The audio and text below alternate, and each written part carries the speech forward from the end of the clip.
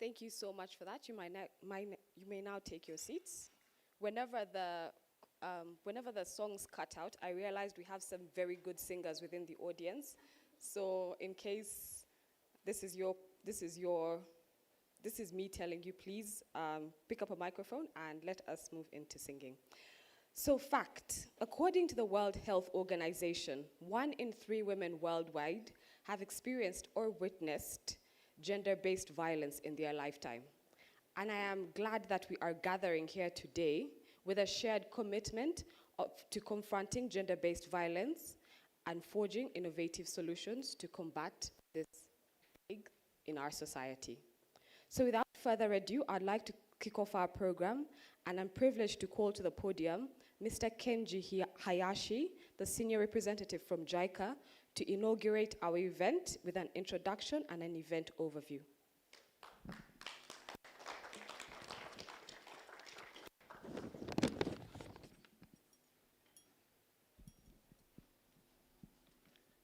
Good morning, everybody. Yes, thank you for the introduction. So my name is Kenji Hayashi, Senior Rep of JICA Kenya office. Yes, I feel very honored and privileged to be here to deliver what JICA is thinking to organize this event. So first of all, I'd like to welcome all the passionate participants who came together to discuss business idea to eliminate gender-based violence, GBV, and to support the survivors of GBV today. In my understanding, this is first event in the world, and it is indeed an exciting moment for me and JICA. Today, I would like to participate in the discussion as one participant. Yes, so I just forget my role after this speech. Yes, I would like to actively participate in the discussion with you. Thank you very much. And also, I'd like to express my sincere gratitude to all the partners who supported this event, including Kenya National Gender Equality Commission, Axcel Africa, Nairobi County Government, and of course, Daystar University, yes, who hosted today's event, and JICA Project Ninja, Axcel Africa, Anza Village, Startinev and Safaricom Foundation. I believe those partners can bring us further to address the GDP. And I do understand this event is not a one-shot event. Yes, so therefore, JICA, when we thought about this event, we approached from ourselves to the organization so that we can establish the longer partnership, yes, from one event for the bigger movement. Yes, and allow me to move on to the introduction of JICA Gender Project. For JICA, gender equality and women empowerment is one of the JICA's top priorities. Especially elimination of gender-based violence is one of our key approaches to building a society where everybody fulfills their full potential regardless of gender.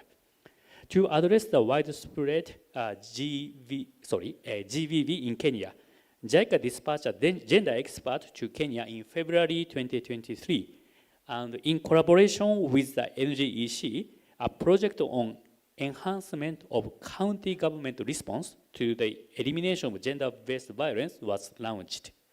This project strategically focused on GBV prevention, rehabilitation, and social reinforcement of GBV survivors, and we are aiming to develop effective models towards those areas by experimenting with innovative approaches. Then I would like to talk about objectives of today's event. Through implementation of this project, we got to know that there is a very limited business that addresses GBV issues in Kenya, despite the high occurrence of GBV in Kenya. At the same time, we are aware that Kenya is a leading country in Africa in terms of startups, having a second largest startup destination in Africa, following Nigeria. I'm confident to say that Kenya has a huge potential to lead the world in developing creative business models to address the issue. Yes, JICA is eager to work with those initiatives with the partner who are present today. After today's business idea marathon, JICA is also planning to invite you to the business idea contest. Yes, where we will also provide opportunities for proof of concept, POC, to evaluate the feasibility of the business for the winners to turn those innovative ideas into a reality. So I hope that today will be a great starting point to enhance the discussion between entrepreneurs and those who work to address the GBV. And some new seeds of business ideas will be found through the active discussion. As we are all here to support you to coming up with the creative and innovative ideas, please feel free to ask questions. So you may have during the question you may have during the discussion. I wish you the participants all the best, and let's create a future without the GBV together through innovative actions with you. Thank you very much for today.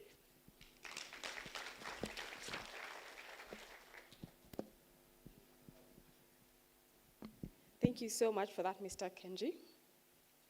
So throughout today, we will explore the challenges, opportunities, and responsibilities in combating gender-based violence. And I hope that we will all be able to proceed with determination and collaboration. Another fact, gender-based violence is not only a violation of human rights, but also imposes a significant social and economic cost on individuals, communities, and which then hinders development progress. On that note, I would like to welcome another distinguished guest from our host, Daystar University, Dr. Caroline Ayuya Muwaka, who is the Director of E-Learning and the patron of the Innovation Hub here at Daystar University, to give us a warm welcome.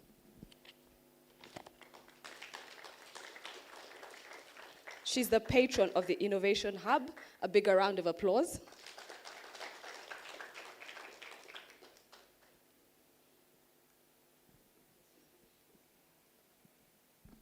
Thank you so much. So, ladies and gentlemen, good morning. Good morning. Yeah, I know we're wondering, are we not many? This hall takes about 600 people, so we are over 100 already in this hall. That one I can tell you. So, ladies and gentlemen, it is my pleasure to welcome you all to the Business Idea Marathon Initiative today. An initiative that is of its own kind globally for the first time, as Mr. Kenji has said, that is towards gender-based violence in terms of protection through business idea innovations. And therefore, Daystar University takes this on behalf of the Vice Chancellor, Professor Leban Ayiro, to commend JICA and its partners that have already been mentioned for this initiative, for making it possible for all of us to be here today. Let's give JICA and all its partners a round of applause. We also want to thank you so much for allowing us, at Daystar University, your partners, to host this important and significant initiative in the world that is going to change a lot of narratives on how we should address the gender-based violence-related issues. We are here today to be able to recognize that through our coordination and our strategic partnerships, we can actually bridge the differences between despair and hope in the life of a person who has experienced violence due to their sex or their gender or their age or to whatever that will actually differentiate them from the rest. And of course, we know here in Kenya, and I'm sure there'll be a lot of figures that are being mentioned, especially for those who are coming with these business ideas. I'm sure you're going to give us so many figures, and the panelists and everyone else, on how we've had very traumatizing cases of gender-based violence. In Kenya, we have had hashtag Stop Killing Women, and the femicide issues, and even people who are traumatized. Some of them have lost life just because they've experienced the trauma that they have seen that. Now, we know that there are many cases of forced marriages, not just in Kenya, but in Africa and in the world. We know there's a lot of human trafficking. Recently, we've seen the police getting into, just this week, in a place where children or teenagers have been hidden for human trafficking. And this is because of their gender, because of their sex, and the violence against them. We've had threats on people because of who they are in terms of their gender. Sometimes they have never chosen to be who they are. Therefore, we can do more than just connect with ourselves, but we connect with our brains, connect with our thinking, and come to know what is it we can do here so that we can give hope and remove the despair people who go through gender-based violence are having. And I think this team, the composition of students, of policymakers, of organizations and are very important, so that as we come through this marathon, at the end of the day, we are asking, what was our outcome? Have we been able to achieve that outcome? Are we just going to hear because you've been asked to participate because you are a partner? What are you bringing on the table? I think it's the term business idea marathon. It is more of brainstorming on the best that can be able to be achieved, so that when they have the having adverts for people to bring in the ideas so that they can be able to go through certain, like a competition or so, we can see ideas that will be more viable and can support this group of people. Between any of us can go through agenda-based violence of any kind. So all of us can also be victims. When you look at sometimes when people are harassed sexually, for example, by assault by, say, men in positions, or because of money and poverty, like in Kenya, and then you see their silence, having the audacity to record the assaults and post on our social media. By the way, that's how we usually know the statistics and many things. There are some that have not gone. Thank God for the social media, because it has enabled us to see so much of the wickedness of humanity against different genders for their reasons. And we've seen them post. Some of them record live, some post later, until many organizations here have to keep tracking the police and other people. And we know how traumatizing sometimes some of them are. Some have ended up with bad mutilation of bodies of people. So we would say that this has been, there's of course the wickedness of recording, but then there is the side of us knowing what is happening around the gender-based violence. So we can actually say there are so many sexual violences that go unreported. So we are here not to be discouraged. We are here to be motivated so that we can do things that can support victims and give hope and remove the despair that is already there. In 2024, we can all contribute to addressing sexual and gender-based violence, whether at home, whether at the workplace, whether on the streets, wherever that it is. That is why you've been selected to participate in this initiative, the inaugural initiative in the world that is here to tackle gender-based violence and also bring in ideas that I keep repeating it, that will bring hope and remove the despair that has been there. So come here so that you can contribute to this as you go through this 2 days initiative. For us, as Daystar University, we are so proud to be partnering with JICA and all the partners who are here. And our chief guest, as you come in, we would say that we know that the National Gender and Equality Commission has been at the forefront trying to fight and support matters around gender-based violence. We are so proud to have you as a commission that has been chosen. It tells you the issues that are around gender-based violence, that you have to institute a commission to be able to run through the government and us in terms of addressing this. So we are so much proud of you and our chief guest who is here represented. we would want to say thank you so much. We would say to JICA, we will still continue partnering up in this kind of initiative and encourage all of us that we shouldn't define people who have gone through gender-based violence by their experience. Let's define them by the victory that they have come throughout, fighting for themselves, fighting for their lives, and fighting for the society in the face of what they have gone through. Let's learn how to support them, give them care, services, and more important, see how we can build their resilience towards business initiatives that can help them move on with their life. It is our hope that this initiative, this inaugural initiative, will help them fill this need.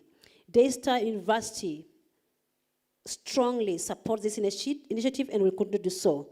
So JICA, you have us as a partner, and we want to congratulate you for being the first institution, organization, or state to have this kind of an idea that is going not to stay in Kenya, but will go around the world and will be adopted by many nations.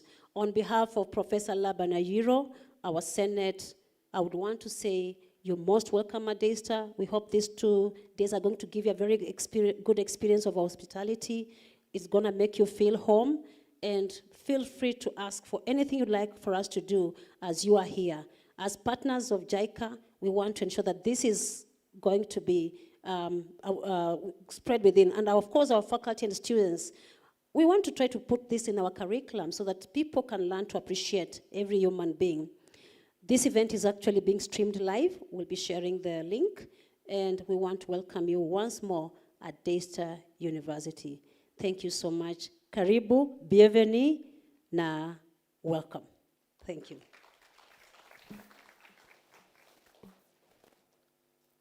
Thank you so much, Dr. Carolyn, for your welcome, your very warm welcome, and your inspiring presentation. Next, I would like to invite to the stage, on behalf of the National Gender Equality Commission, Commissioner Carolyn Naikena, who will be substituting for Dr. Joyce Mutinda.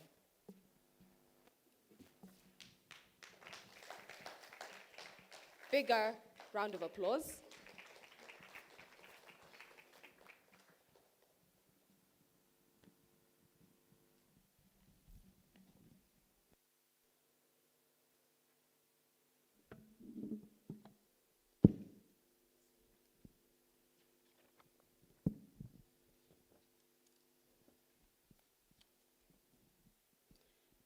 Thank you, MC.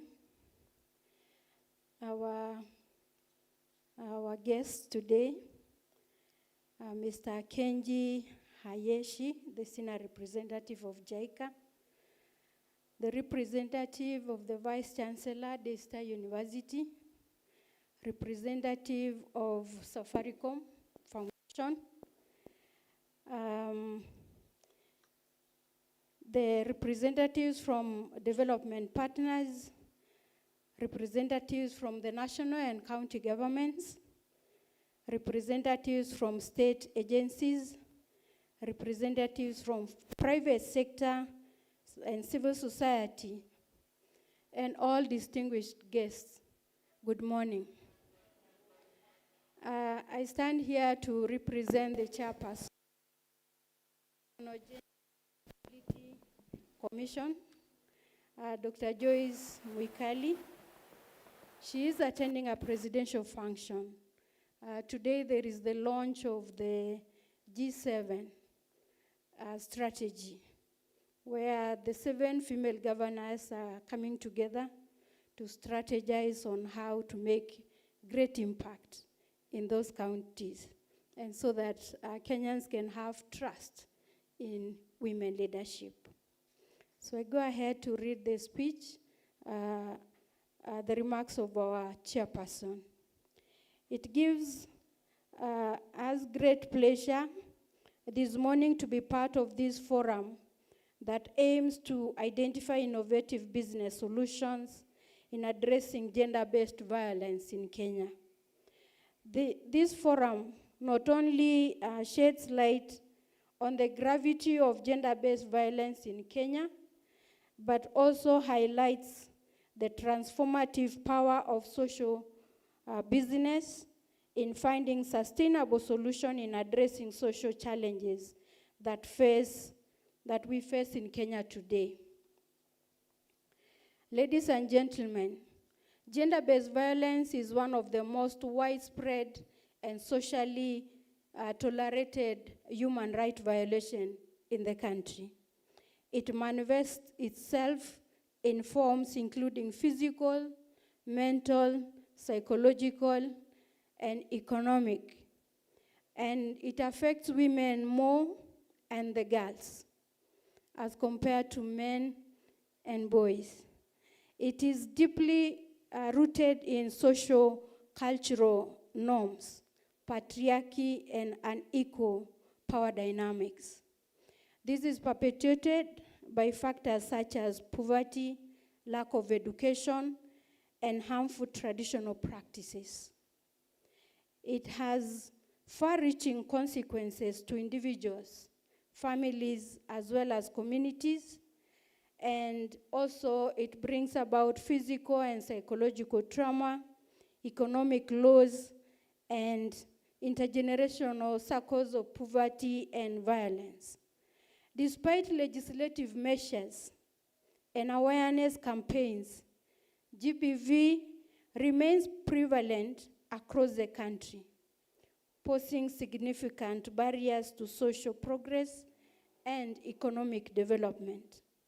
Ladies and gentlemen, according to the Kenyan Demographic and Health Survey report of 2022, it is estimated that 43% of women have experienced violence by their intimate partners and their family members. And 65% of women and girls experience sexual harassment in public spaces, including in the business sector. Statistics on sexual violence from the same survey also show that 13% of women had been subjected to violence, and a further 50% of women face the risk of sexual harassment, violence, and discrimination in the workplace in their lifetime. This is evidenced as we continue to witness a spate of increase of femicide in the country.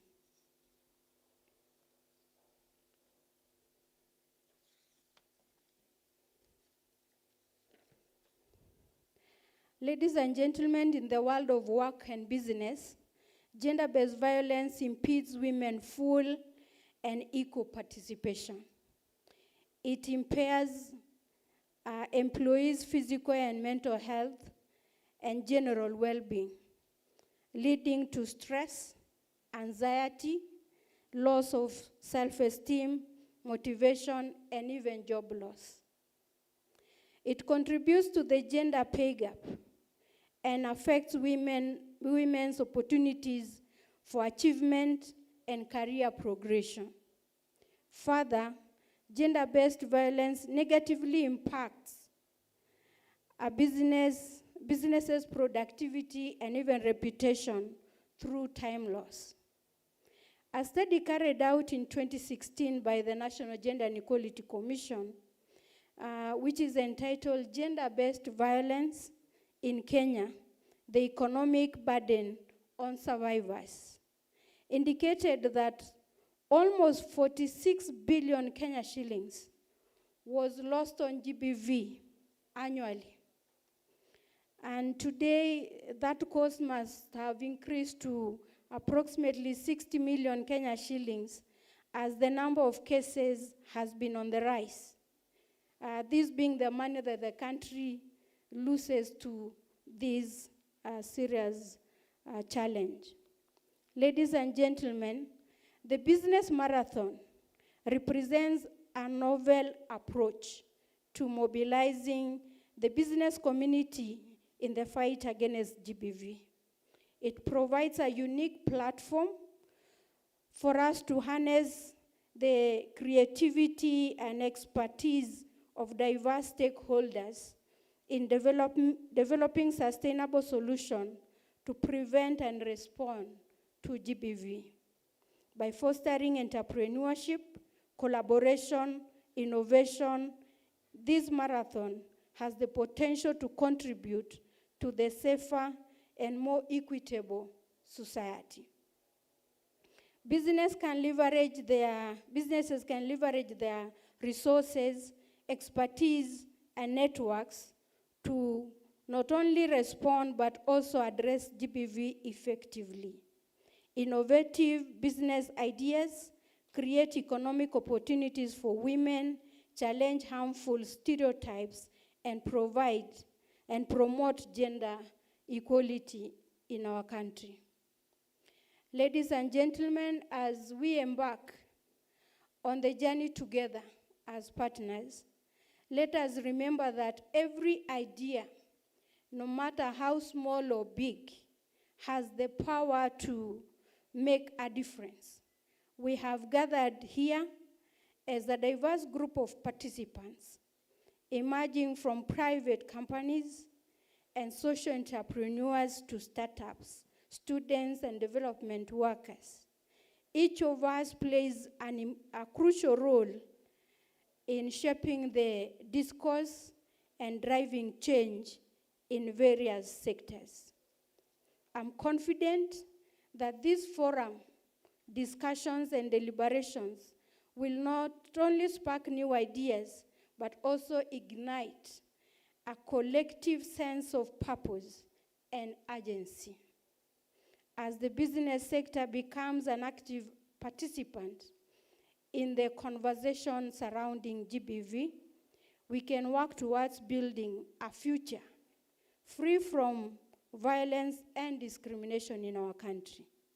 Together, let us seize this opportunity and transform our vision into reality and build a future free from gender-based violence.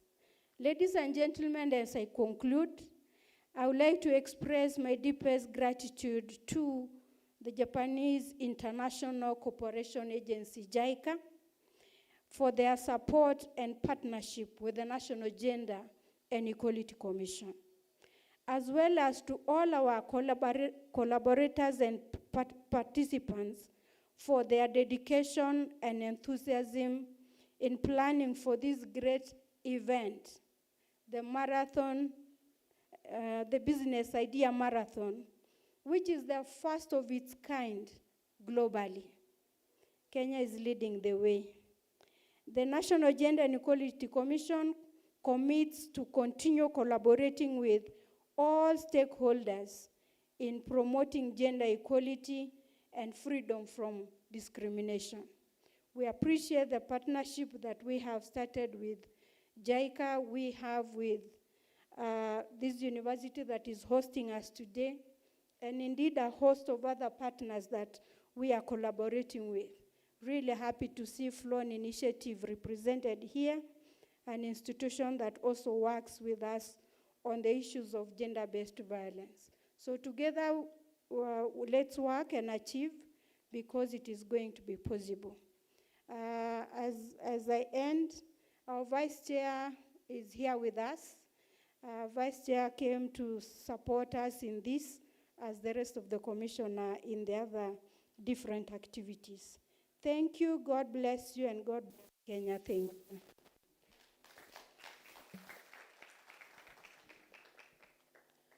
Thank you very much, Commissioner Caroline Ikena, for those multifaceted statistics that have shed light on the overarching problem of gender-based violence.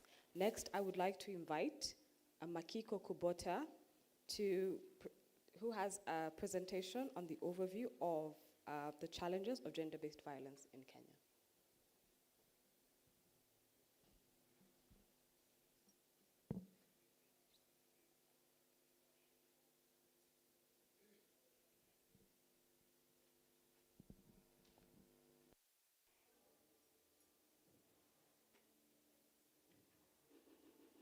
Sexual and gender-based violence is widespread and socially tolerated in Kenya.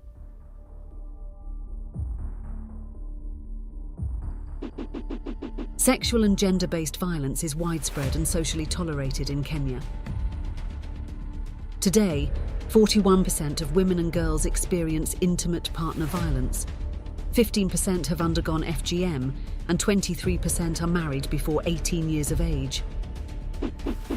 Digital and sexual violence against women and girls is also on the rise. It is estimated that the economic damage and loss of SGBV amounts to 46 billion Kenya shillings. Good morning, everyone. My name is Makiko Kubota. I'm working as a senior gender advisor for JICA, Japan International Cooperation Agency, and I'm currently working as an advisor for Gender-Based Violence Elimination Project, which is a joint initiative of JICA and National Gender Equality Commission in Kenya. So today, I'm so excited to stand before you to provide an overview, the key concepts and background of this business idea marathon to address gender-based violence. So this is an introductory presentation for us to have a common and basic understanding on the issue of gender-based violence. So here, sorry, I have to. Where's my presentation? I have prepared PowerPoint presentation. So can you please put it on?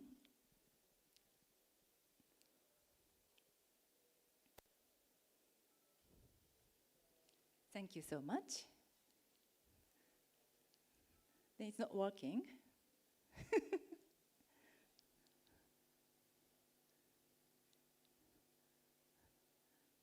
Can you please? I don't know. Okay, okay. Thank you so much. So here, I will briefly talk about what gender-based violence is and how it is happening and what kind of initiatives are required for the elimination of gender-based violence in Kenya. I also would like to introduce some initiatives of business in the world so that we have some image of the business to address gender-based violence. Okay?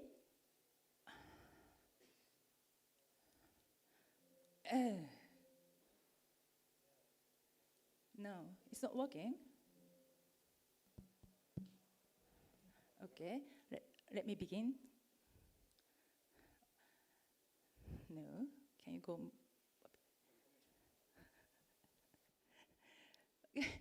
go? Can you move the slide on?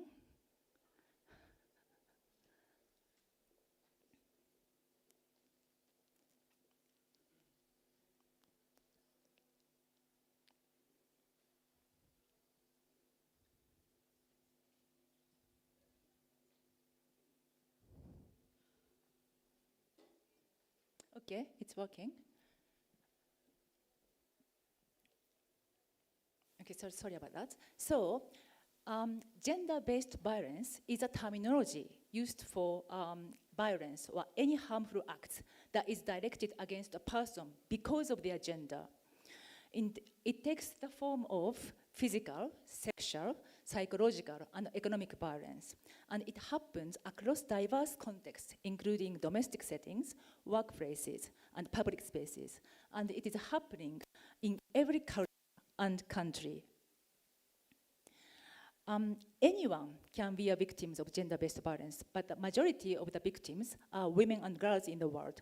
And our current society, where patriarchal structures and social norms are prevalent, and men hold primary positions of power, authority, and dominance. Today, 1 in every 3 women worldwide experience physical or sexual violence in her lifetime, mostly by their intimate partners, including their husband, boyfriend, and other family members. And Kenya is not an exception. It is estimated that 41% of women and girls experience domestic violence or violence by their intimate partners, and some of them are even losing their lives. It's been reported that about 500 Kenyan women have been murdered by their intimate partners between 2016 and 2023. And it's been reported that 13% of women and girls have experienced sexual violence, such as rape and sexual assault in Kenya. This is actually quite a high number, considering the fact that the world average of figure of sexual violence is 7%. And women and girls also experiencing other types of gender-based violence.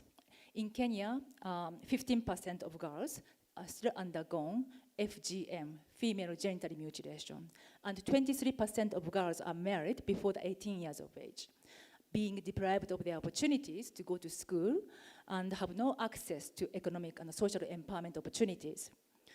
And sexual harassment in public places is also common. About 65% of women and girls experience some sort of violence at school, transportation, and workspaces.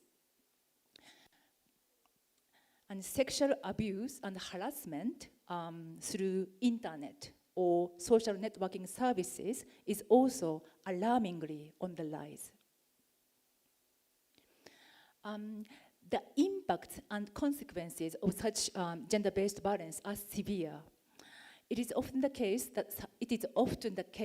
that survivors suffer from physical injury, sexually transmitted diseases, depression, post-traumatic stress disorders, PTSD, communication disorders, unwanted pregnancies, and childbirth complications. And there are many women and girls who are attempting suicide. At the same time, gender-based violence has significant implications for both societies and the economies. For example, survivors of gender-based violence often require medical attention for injuries and psychological damage. So gender-based violence actually increases healthcare costs of the household, communities, corporate, and the government. And it is also placing a burden on legal and judicial resources and social services. And gender-based violence is also impeding the economic development by limiting the full participation of women in the workforce, education, and the community, and by also hindering their potential contributions to innovation, productivity, and entrepreneurship.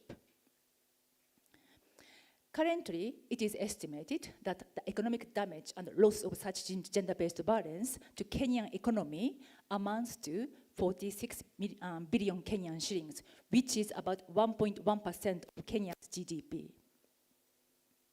However, that impact and consequences of gender-based violence are more than that. Various studies indicate that children who witness or experience violence tend to face long-term consequences, including mental disorders and depression. So they become more dependent upon alcohol and drugs at young age and become more difficult to participate in the society and the economy. There is also a study in Japan which indicates that the brain development of such children tend to be 6 times delayed compared to the children raised in non-violent environment. So we can say that gender-based violence is actually taking away the future of the country. So the fundamental cause of gender-based violence is patriarchal gender power dynamics and discriminatory social norms in our society. Therefore, in order to eliminate gender-based violence, we need actions to promote gender equality and women's empowerment in all spheres of our society. At the same time, we need focused actions to prevent and to prosecute gender-based violence, and also to protect and empower survivors of today. And such actions should be promoted by prioritizing the safety, choices, and decision-makings of survivors themselves. So this is what we call as survivor-centered approach, and these are the actions identified as necessary at the international level. And if we look at Kenya has made significant progress regarding gender-based violence within its policy and legislative framework, particularly at the national level under the current constitution of Kenya. However, the actions on the ground is still largely significantly limited. Many women and girls have been silenced due to social norms and taboos, and significant challenges remain to protect and ensure the safety and the security of survivors in the community. And the number of actions and support services to prevent and respond to gender-based violence is limited, largely at the community level. The government, of course, should be responsible to make all efforts to address gender-based violence. Perhaps we need more actions to enhance shelter services or to enhance health, legal, and judicial system, or capacity building in education, social welfare, or security sector reform. However, business can also stand strong against gender-based violence. And while their numbers may be limited, businesses trying to address gender-based violence have started to appear in the world. For example, in Uganda, there's a female student who developed affordable menstrual pads made of sugarcane fiber for those girls who cannot afford commercially available sanitary napkins in the market. And in India, there's a social enterprise supporting women and girls to access to menstrual cup, which is reusable and eco-friendly alternative to pads. We'll talk more later in the panel discussion on this topic, but because the issue of the period is taboo in the society, so there are so many girls in Kenya who cannot seek help to take care of their menstruation and are forced into transactional sex to get sanitary pads. So in this sense, these are considered as a business to address gender-based violence. And I think we also need some more actions, such kind of actions in Kenya. No, please go back. Yeah, Pink Taxi, thank you. We also have another business called Pink Taxi in Egypt. This is a taxi service which provides safe and comfort transport for women and girls. Their business is run purely by women and girls, so this business is also creating economic empowerment opportunities for women and girls. I had actually, in this project, I had the opportunity to go to some village in some county. At that time, I saw many girls, teenage girls, who are pregnant. Actually, I've never seen that kind of scenery so far. Then I was so shocked, and I asked them why this is happening in the village. Then some women told me that these women ended up being pregnant because they have to use boda services to go to school. So some girls are being raped, and then some girls, were forced into sex in exchange for free ride. You know, when I heard such stories, I was so shocked, and I couldn't stop thinking of the importance of supporting women in the village, maybe to run transportation business themselves. So I really hope that such kind of idea will come up in this business idea marathon. And another example is from Turkey. This Turkish app called Easy Rescue is developed by Vodafone in Turkey. And this app supports survivors of domestic violence in getting help and seeking safety by connecting them with emergency services like police and hotlines. And using this app is very simple. All you have to do to activate is just to shake your phone. And this app has been downloaded to the smartphone of 250,000 women, even at its early development stage. And another initiative is from Colombia, and this is developed in partnership with the university. And this product called Thionas is a video game that was developed to particularly raise awareness of the people about gender-based violence in Colombia. And I think it would be also good if we could also have such kind of product in Kenya. And Fight Back. This is a business started in Nepal. Fight Back is an education program developed by a social enterprise.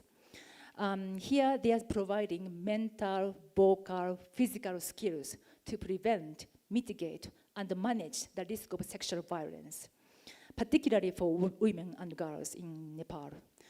And they are doing it as their business. Lastly, we have business which support women's economic empowerment of gender-based violence survivors. This is a business started by a Japanese woman. Her company, called Richie Everyday, is providing employment opportunities to local single mothers and GBV survivors in Uganda. What they do is to train GBV survivors and single mothers to make bags and dresses in highest quality standard by using fabrics in Uganda. And their products are currently sold in department stores in Tokyo and are creating stable income for single mothers and GBV survivors in Uganda. And of course, we have such businesses ongoing in Kenya. But considering the current situation of gender-based violence, we definitely need more actions and innovations. Elimination of gender-based violence is not an issue to be tackled only by women, by the government, social workers, health, or police officers. It is an issue that must be tackled by the entire society. And I believe that the business have a unique and powerful role to make a stand against gender-based violence and foster changes in society. So in this business idea marathon, I really hope that you fly for the future with your imagination, creativity, and innovation. I want you to be crazy or be open-minded and try to generate solutions that will make meaningful impact for women, girls, children, and for our entire society where everyone can pursue their lives, our lives, with dignity. So that is a reason why reason and the background why we organize this business idea marathon. So I know that things cannot be done alone, but if we get together with different knowledge and experience, we will definitely be able to see a new, different landscape. And as a leading country in Africa, in terms, in terms of startups and business, I think Kenya has a great possibility to lead innovation. So I hope that we can spearhead groundbreaking initiatives from Kenya to end gender-based violence together. That is all from me. Thank you very much.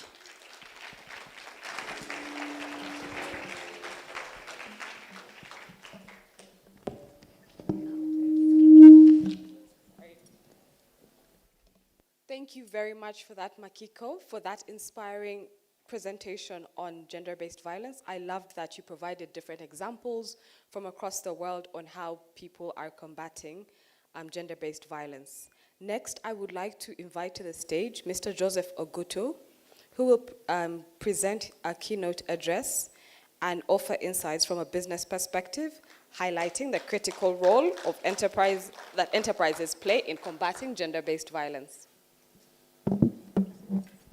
Thank you very much. Excellencies, distinguished guests, ladies and gentlemen. Let me say this at the outset, and I want to confirm that JICA has not paid me to say this. You know, JICA is one of those organizations that operate quietly but very effectively. I have known JICA for more than 40 years. I've been in the communication industries for more than 40 years. And they never shout from the rooftops. They do not. A lot of us shout from the rooftops, but they don't. They work very effectively. My interaction with them, I think the last interaction with them was at TICAD in Yokohama, where we were representing business. And because of them, we had opportunity to interact with presidents and so on. And then they brought us back and they took feedback from ourselves. And that is it. You don't see them in any newspapers and so on. So I had to say that at the beginning because a lot of us need to learn that there's so much that we can do together. Partnership, SDG number 17, is so critical. So thank you very much. And I like the tagline, leading the world with trust.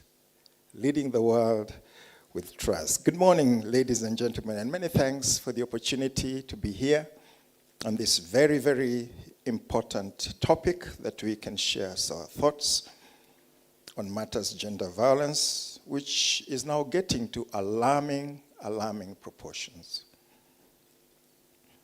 On the 27th of January, thousands of people in Nairobi took to the streets and also across the country to decry what is called femicide. And according to data collected by Femicide Count Kenya, and there'll be a lot of statistics that we are sharing, 504 women have been murdered between 2019 and 2024. And the month of January alone was marked by several cases that horrified the nation, resulting into anti-femicide protests that were the largest ever held in this country on GBV. And it was touching to see lawmakers, church leaders, and advocacy groups just coming together to demonstrate their indignance about gender-based violence. As already Madam Makiko has said, and she's done a lot in terms of defining GBV, is the umbrella term for any harmful act that is perpetrated against a person's will and that is based on socially ascribed gender differences between males and female. And so she went on to really give a definition of that. But let me give a confession here. As we were preparing with my colleagues, and I think one of them is here. Swale, are you here? Yeah, Swale is there, he can confirm. As we were sitting just to prepare for this, they told me, you must include FGM as a form of gender-based violence.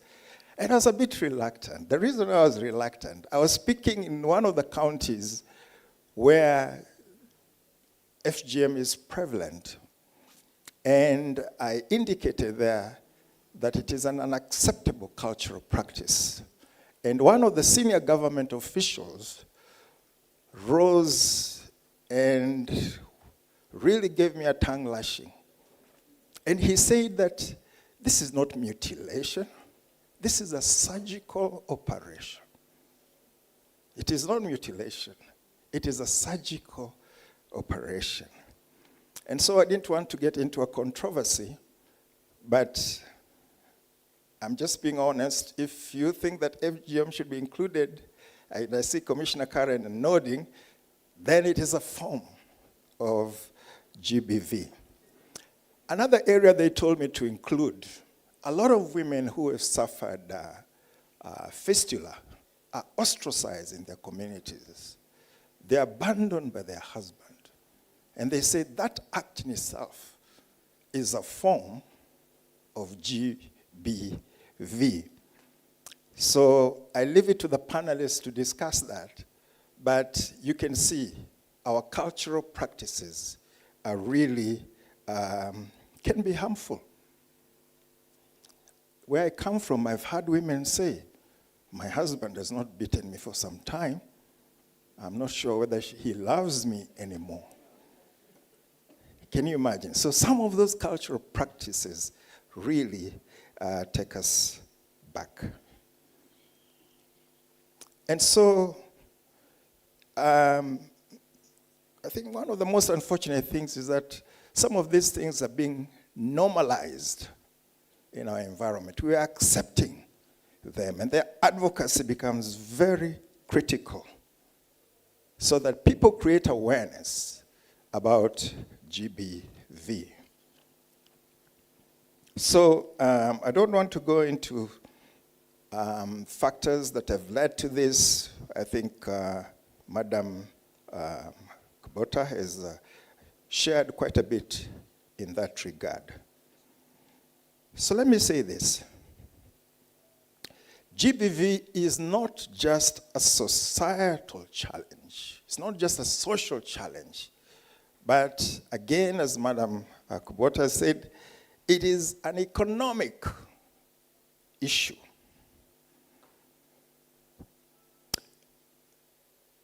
Vodafone is, and through Vodacom, is the leading investor in Safaricom.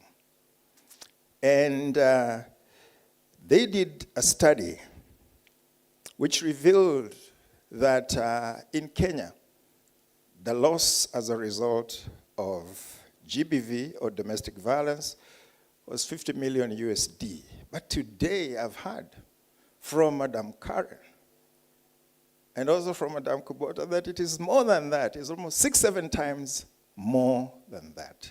So definitely there is agreement that this is a huge economic issue.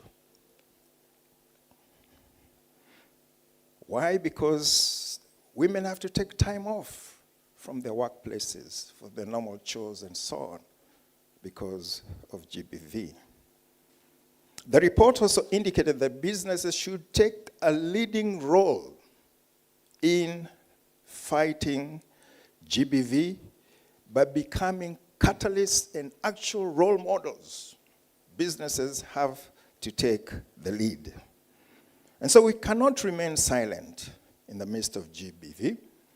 We need to be more vocal about it, and because it is the right thing to do.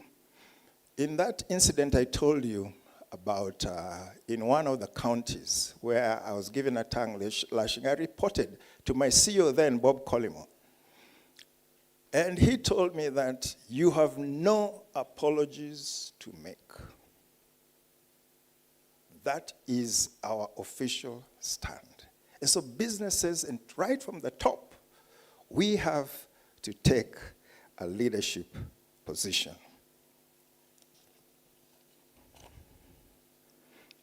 So our role, therefore, is to provide resources and build capacity for anti-GBV programs, as well as tap into our products and services to drive equality. For instance, the M-Pesa platform, by the way, before M-Pesa came into the country, financial inclusion was about 21-22%. And since M-Pesa, financial inclusion is approaching 90%. And the biggest beneficiaries out of these are women who are doing small businesses. They can have full control of the money they earn, and that empowers them. Rather than in the past when the money had to come through some envelope in a public bus and so on. And they became almost fugitives. Your husband is working in Nairobi, you're living in Kakamega or Bungoma, and you have to wait until the end of the month where some bahasha will come through public means. But now they're working, they're earning, they're keeping, they're saving, they're investing. Using technology, we can also provide immediate assistance to victims of GBV. Again, Madame Kubota has referred to the app by Vodafone, and the app is known as Bright Sky. Bright Sky. And this provides information about abuse, outlines steps to consider if living an abusive relationship, and shows the nearest support centers to users. And she's talked about the downloads, and it's available in 6 or 7 markets in Europe. Again, that is something we may wish to consider bringing it here. Our only challenge is the last mile. Because if we can be sure that the response is there in the last mile, then it's an app that we can adopt. So at Safaricom, what have we done? We have put in place initiatives within the organization. We do not condone any form of harassment. This is a stance that is taken right from the top. When I was serving as chief HR at some point in my career in Safaricom, we invited a lady that currently sits in the Supreme Court to support us to formulate a policy around sexual harassment. And she did a fairly good job. One of the toughest things, and we've said here, is that women don't want to talk about it. And then it's not right to put them in a he said, she said, he said, she said.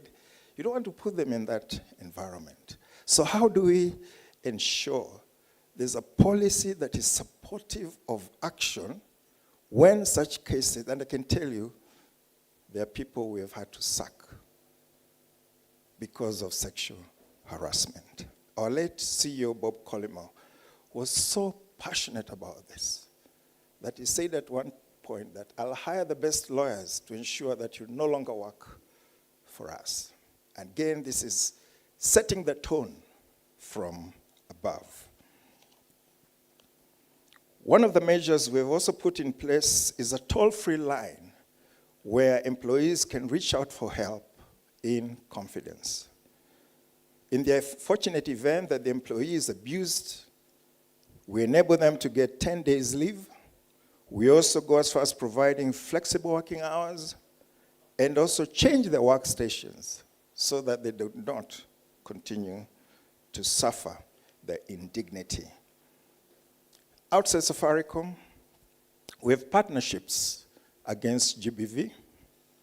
One of them is the Health Association of Kenya, I hope they're here, where we have zero-rated their toll-free line for faster access to police and healthcare services. Using technology, we also created a secure cloud database for HAK, which also provides monthly reports, enabling them to maintain anonymity of callers and also safeguard against loss of data, which was previously stored in a local hard drive. We've also partnered with the national government, again through the State Department of Gender and Affirmative Action, together with UNICEF, through what we call Spot It, Stop It campaign.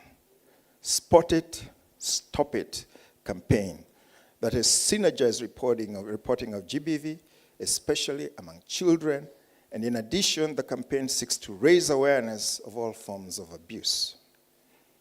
The campaign also factors risk associated with browsing social platforms, where potential abusers could be lurking online.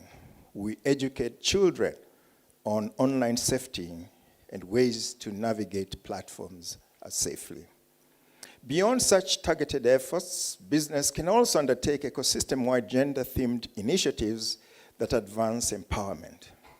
For instance, again, at Safaricom, we've introduced such forums as Women in Leadership, Women in Business, and Women in Technology. These are programs that allow women to be encouraged to grow into technology positions, to grow into leadership positions. We support them in business. And the whole idea is that they become empowered. And again, Madam Kubota mentioned a program in Uganda, which is about empowering women. And therefore, they are stronger to advocate and to stand against GBV. On this Women in Business, the target was that 10% of our capital expenditure per year should go into women businesses. We haven't quite achieved that. We are about, I think, 6 or 7% of that. But as Bob said at that time, if it's not measured, it will not be done. So that is something that we track. And it is costly because we have to train women to go into areas that normally they will not go into. A lot of people think that women can only do stationery and flowers in the offices. We are telling women, you can actually lay fiber. And I think we have 3 or 4 women companies that actually lay fiber on the ground.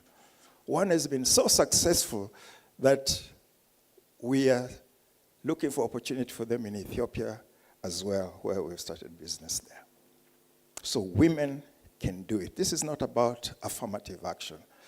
This is about recognizing the capacity and the capability of women to be able to do the best for themselves, to empower themselves, to be able to stand on their feet, and to be able to fight.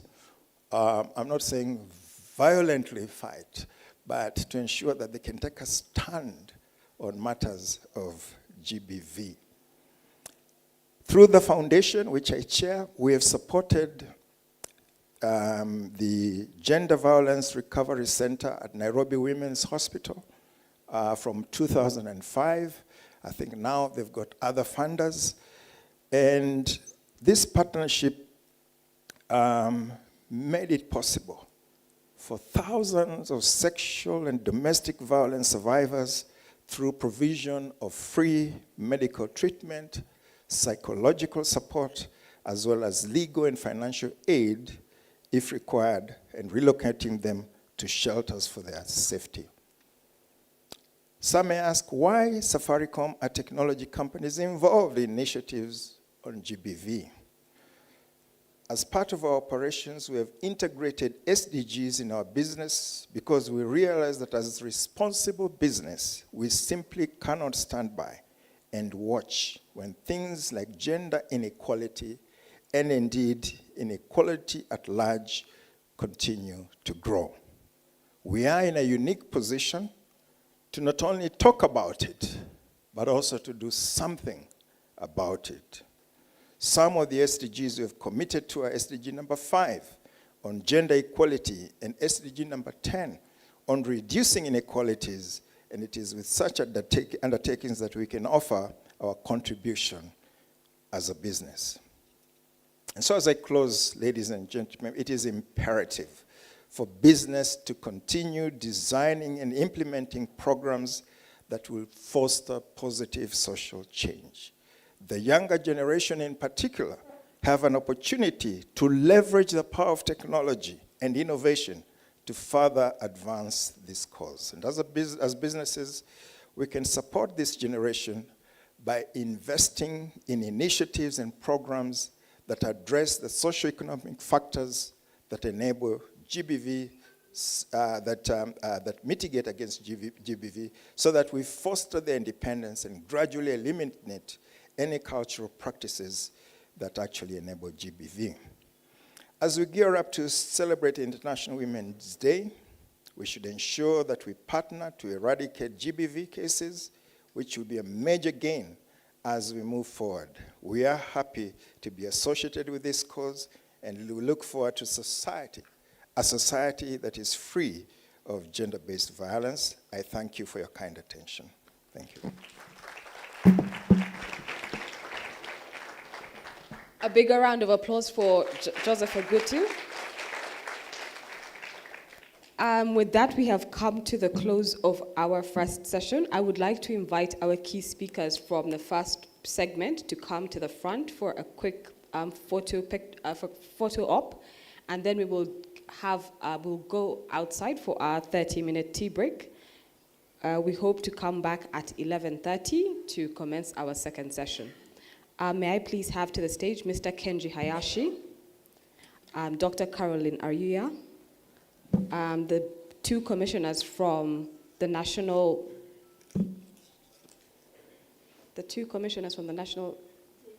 Gender Equality Commission, yes, and Mr. Joseph Ogutu and Madame Makiko Kubota. To the stage, please.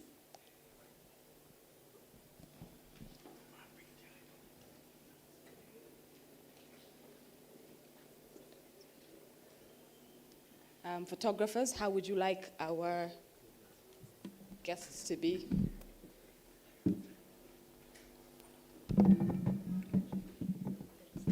Photo at the stairs for everybody. Yes. We have done the chairs. Yes, just there.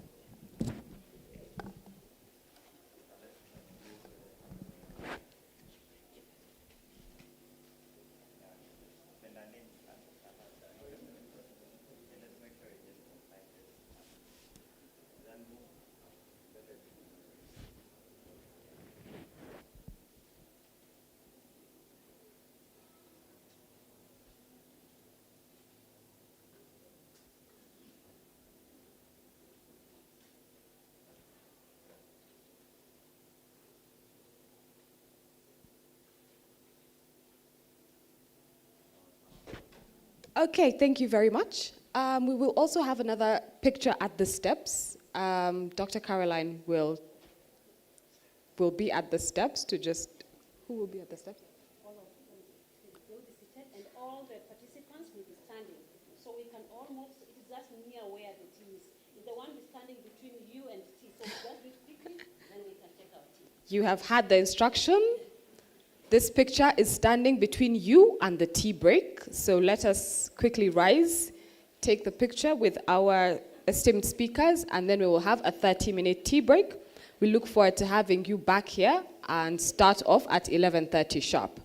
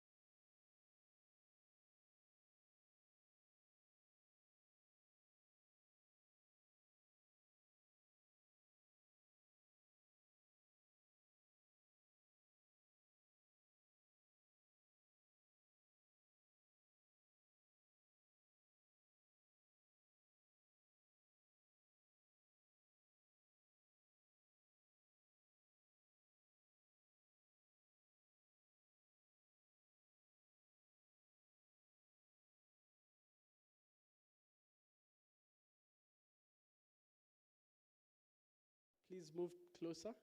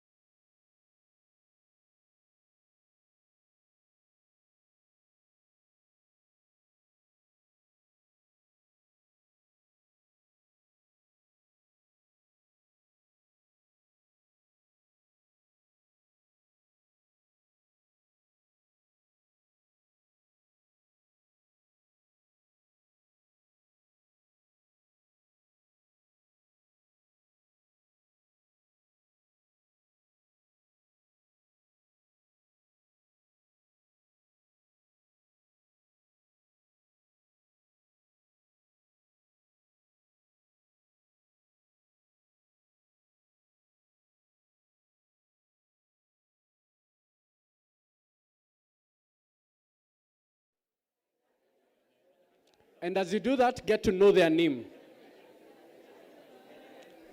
Get to know their name, what organization they work for. Get to know their name, what organization they work for.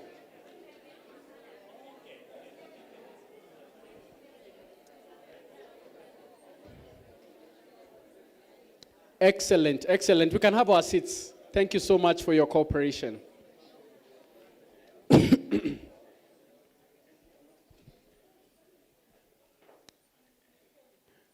Thank you so much for your cooperation. I hope you have been able to connect to the person next to you. More often than not, we come for these amazing convenings, but we fail to connect even with the people who are just next to us. And they might just be the gateway for our next possibilities. We are all here for possibilities, and each of us adds value by being here. So I want us to swing on to quickly the next session. We are right about now about to go into a session where we'll have a panel discussion. This panel is the only panel we will have. So it is very, very imperative that we are able to capture the thoughts, the insights that come from this particular panel. But just to give a quick snapshot of where we have come from, for those who may have come right after the tea break, we had a great session in the morning where we were able to dispense on a couple of issues around the understanding of GBV issues. We were first welcomed here by our host, Daystar University, by representations from the two directors from Daystar University. We've also had a great presentation by Makiko from JICA, representing the project that JICA has been working on around GBV elimination. We also had a great, exciting speech from a business leader, Joseph Ogutu, representing Safaricom. He's been in Safaricom before within the organization, and now he chairs Safaricom Foundation. And the purpose and intent of this convening is to amplify interventions that are being done in GBV, but addressing them from a business perspective. This is the first of its kind that is being done anywhere around the world. So we are at the cusp of, or at the brink of, creating new innovative solutions that can tackle GBV, not just in Kenya, but across the world. So we are here as a solutions forum. We are here to be able to ideate innovative solutions. So I believe the panel will be able to lead us towards that dispensation.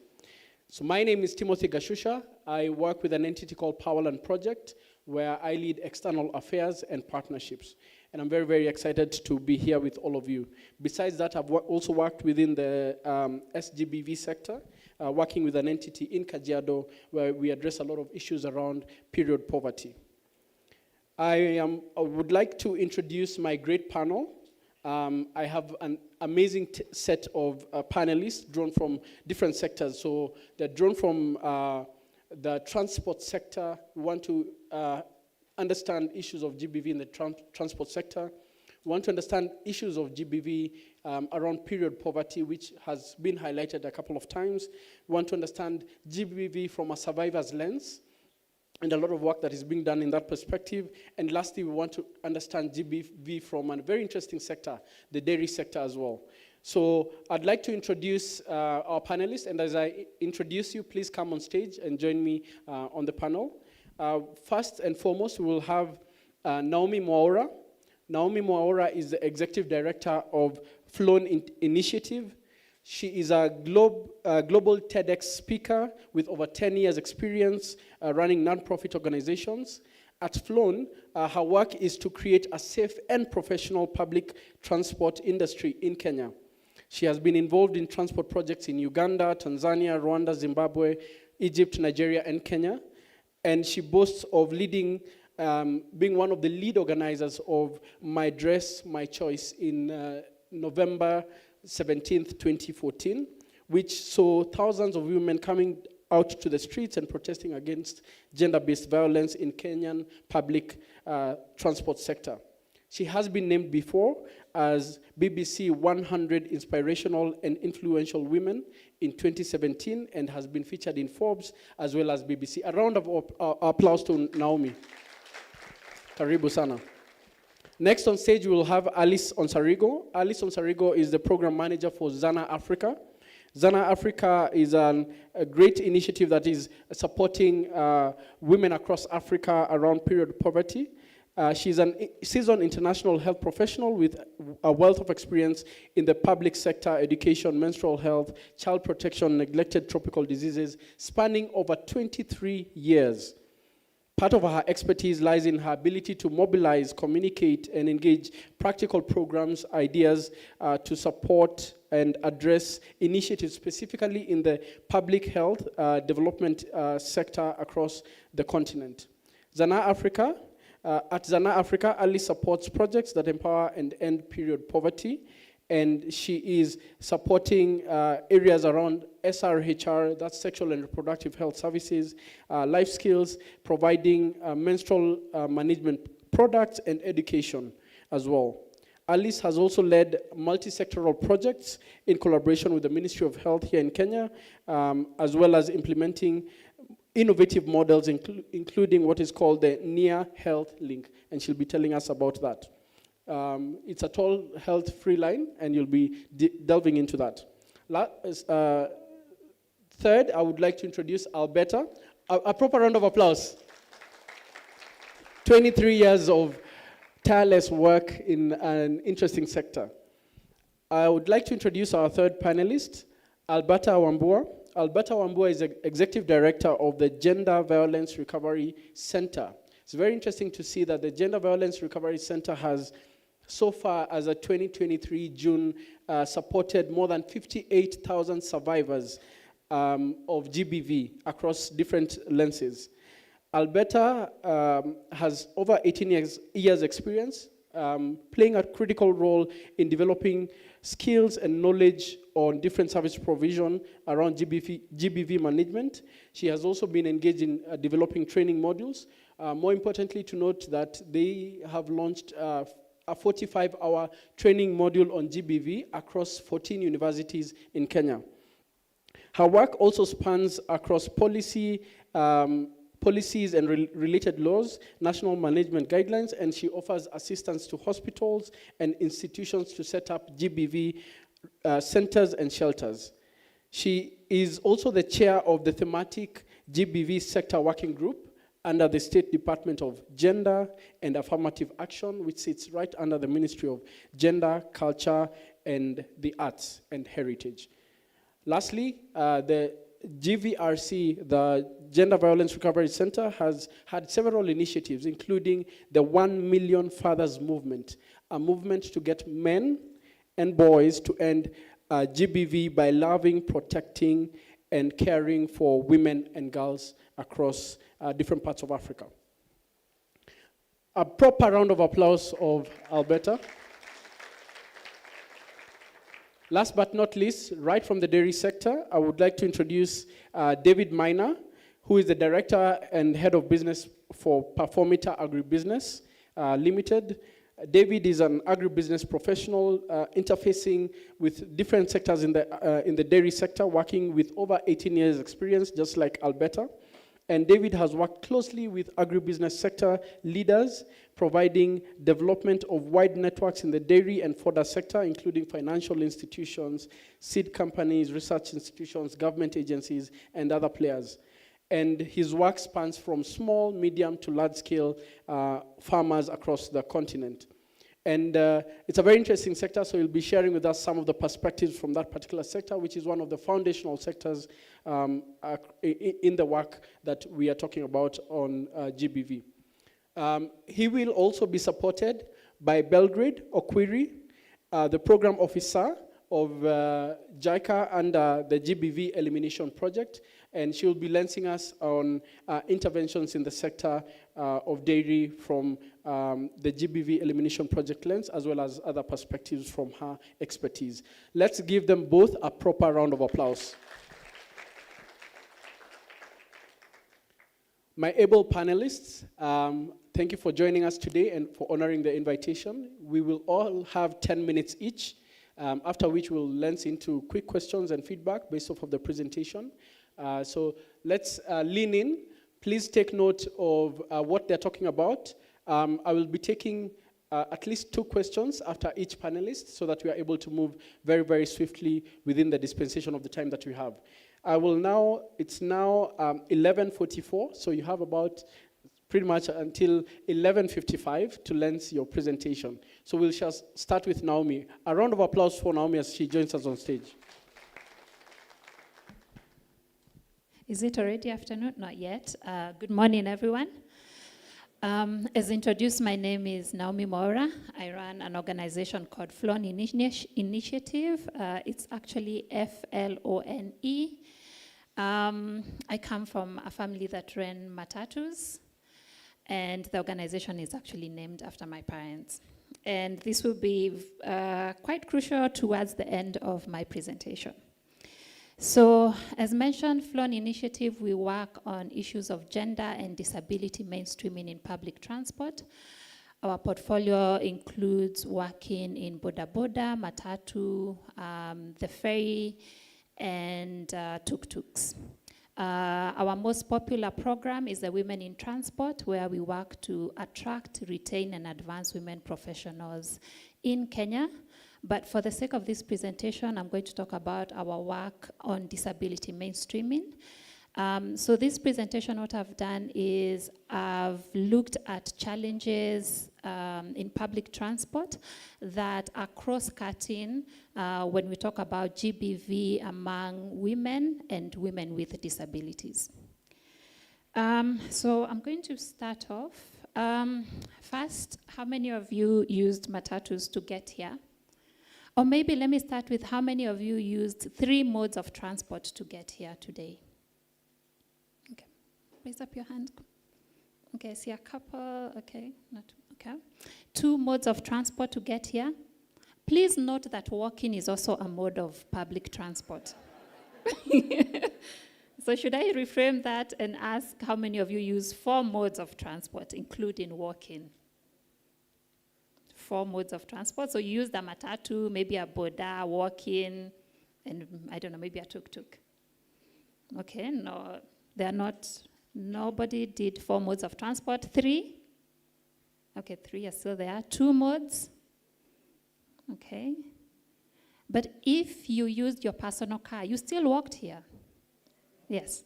So nobody used 1 mode of transport. So we can say majority at least used 2 or more. And that brings us to the other question of how many used personal cars. To get here? Okay. How many who did not use public transport would like to use personal means? If you used public transport, but in future, and hopefully tomorrow, you'd like to use your own personal car to travel. Okay, I see majority. And that is the issue of public transport, is that Kenyans are what we call captive users. You do not want to use public transport. You only use public transport because you don't have another option. And when we are looking at businesses in transport, that is something we need to keep in mind. And that will be an issue, especially when you get into public transport as an entrepreneur. And I talked about that I'll be talking about people with disability, and I think this image really captures one of the issues we have, is that as somebody with a disability, you cannot move independently in Kenya, in any of the 4 modes of transport we talked about. Whether it's walking, we don't have good walking facility. Whether it's a boda boda, you need someone to lift you into a boda boda. Whether it's a matatu, you still need someone to lift you into matatu. Next slide, yes. So here we find that the most common mode of transport is the matatu. So if we are looking at a business idea, then that means the matatu has the biggest market share. Followed by motorbike because of the last mile connectivity, I'll talk about that. Followed by walking. And then lastly, if you can afford, then 5% will use taxis. Next slide. So this is what I was talking about, the link between getting from your home to your main mode of transport, and then from that main mode of transport, which is for now the matatu and buses, to where you're going. You see most people will use a boda, motorbike, and the rest will walk. And this is very important. Have you seen the exodus that happens at 4 a.m. on Mombasa Road? Yes, so we'll also talk about that, but that is part of the statistics that people will sometimes choose to walk the entire journey as opposed to just use it as a last mile connectivity. Next point, as I mentioned, if you're thinking of a business, then that means the matatu is your biggest market share, and that's what you need to tap on. That's where the volume is. And so what are the pain points when it comes to matatus? The pain point is getting to the matatu stage, and that is why you see Boda Boda has come and just taken over the industry. Because people want that seamless connection from home all the way to your destination. The other point is switching matatus. People want seamless connection. You don't want to get from home, get to Kencom, walk all the way to railways to get another matatu, and then walk to your destination. People want to just leave their home all the way to your destination and bypass that, trip between, for example, Kencom and railways, as I mentioned. The cost of transport. And this is quite interesting, and that is why you'll see the exodus in the morning on Mombasa Road at 4 a.m., people walking to their places of work, is that they are trying to reduce the cost of transport, and I'll talk about this later. The other issue is boarding a matatu. I think the picture I had talked about that. So, for example, imagine yourself, you are a woman with, let's say, you've been blessed with twins, right? So you're traveling, let me assume you're traveling with one at the front, one at the back. You've got the diapers and everything in your bag. How do you board that matatu? And where do you find enough seating to accommodate you as a caregiver? And if you're a caregiver with a child with disability, how do you get the child into your mode of transport? If you're going to use a boda boda, does that mean you sandwich yourself between the boda boda? What if you have a wheelchair? Then the boda boda is not the right. Then you are automatically kicked out of the boda boda. Then you're left with walking and matatu. The issue of alighting, which is related to boarding a matatu. The issue of customer service, I'll talk about this later, and I think I talked about the condition of sidewalks and roads. Next. So the way we look at issues in public transport, it's in three forms of challenges. We have policy. I will not talk about policy in this instance because this is a business marathon, but I will talk about technical and social issues. Yes, and social issues. And so the first one, and the reason why we chose to have these testimonials is because sometimes we look at data.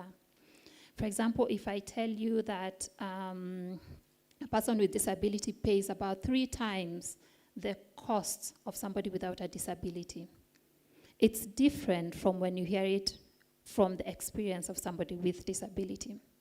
So the first technical issues is inaccessible public transport vehicles that erode the dignity of people using it.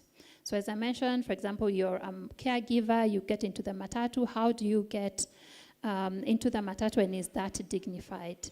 And for somebody who has a wheelchair, as I mentioned, you have to be physically carried in and out of the mode of transport. Whether it's boda boda, tuk-tuk, whatever it is, somebody will have to physically carry you. And so the business idea there is having accessible public transport vehicle.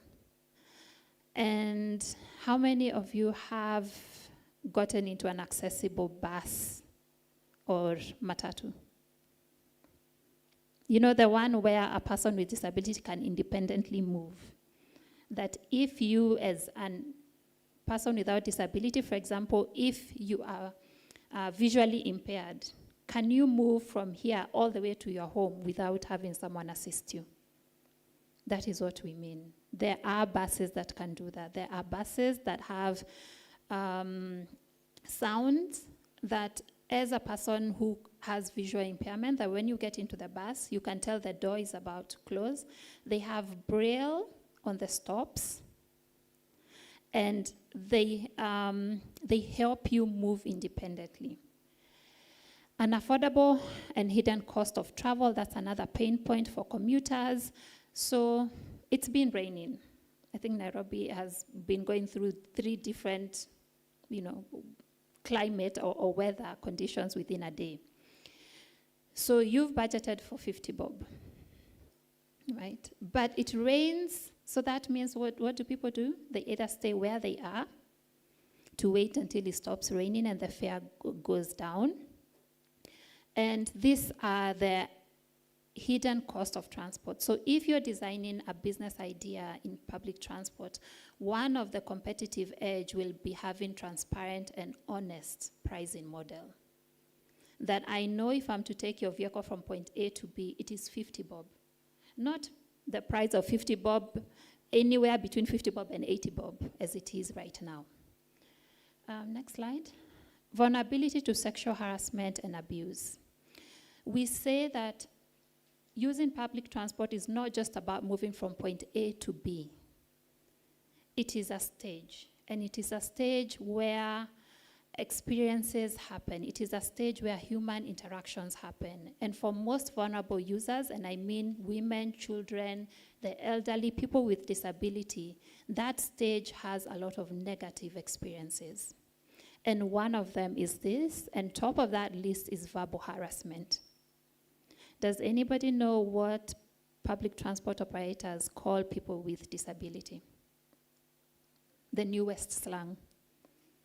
Wanaitwa swara, meaning it's troublemakers. And that drives people to want to leave public transport as soon as possible. There's also the limited road safety. Have you ever driven in a matatu? Na driver akikanyanga brake na unakanyanga brake. Ama they are driving and you find yourself braking because they are driving so dangerously that it's inspiring you to get into the driver's seat where you're just like, he should brake there. Oh God, why doesn't he hoot?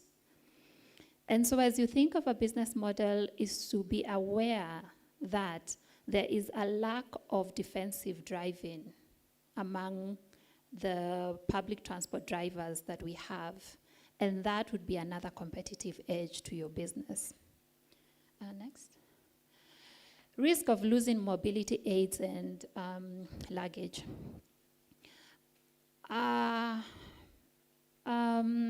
Let's see.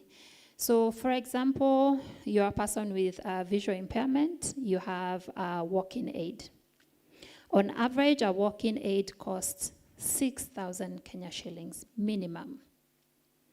So when you're getting into your mode of transport, your chosen mode of transport, the operator, whether it's a ride-sharing app or just the normal public transport, will help you maybe take the walking aid away from you and then try to fold it. And in between there, it gets spoiled. So that means you have an extra cost. If your transport was 50,000 shilling, that movement from point A to B has also cost you 6,050 bob because you have to replace that walking aid. 1 minute. 1 minute. Oh, okay, sorry. And then the other one is inaccessible bus terminus. You remember the idea of Adopt a Light by Esther Passaris, where she was helping the Nairobi City Council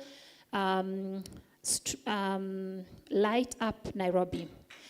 And that is another model that as an entrepreneur you can use, is that you build accessible bus terminus, and then after a period of time, you relinquish it to whatever county government it is.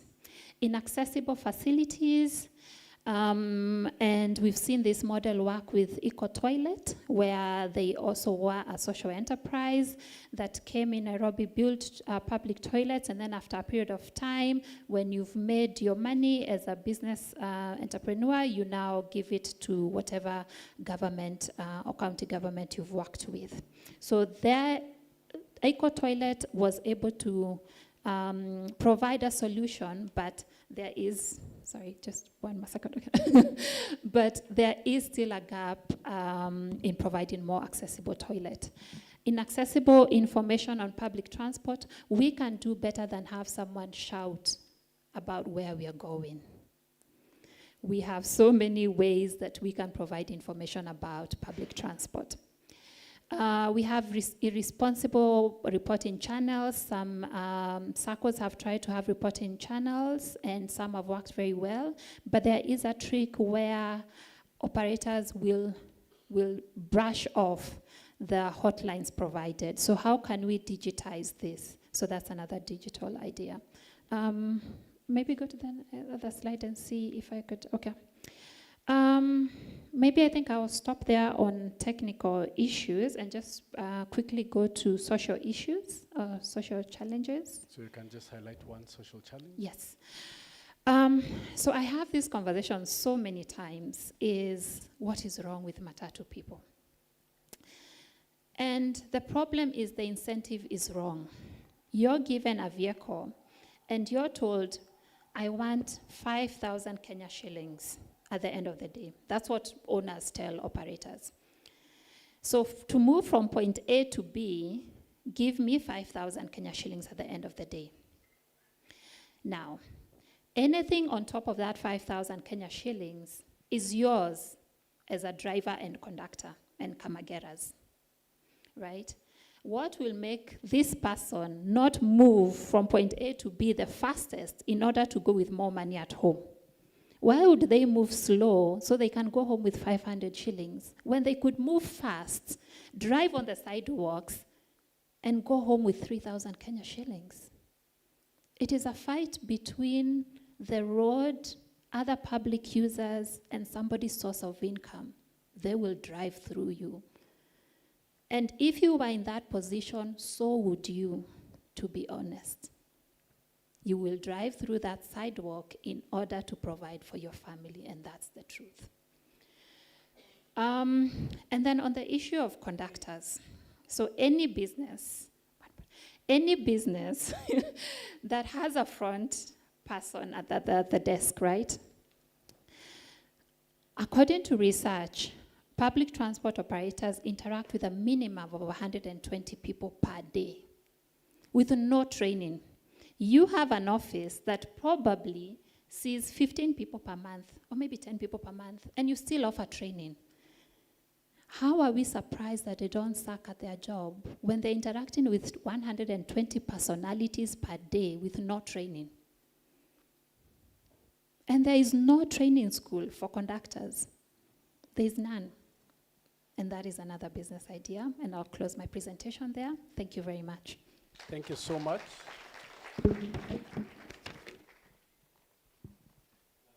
Thank you so much. I didn't even want you to sit, but it's fine. So I think you've highlighted quite a number of technical challenges, social challenges, and I'd want to quickly lens around some of the issues that you have brought out and ask you two key questions, and then I will open up to the audience to give their rebuttal as well. One, so how then do we address issues of GBV within the public transport sector, interfacing with the matatu personality? There's the conductor, there's the driver. What role do they play, and how do we actually enable them to be champions of mitigating GBV within their context? Yeah, thank you very much for that question. Well, according to data, is that people who are operators in public transport do not see it as a career. They see it as something, as a side hustle you do while you wait for your proper job.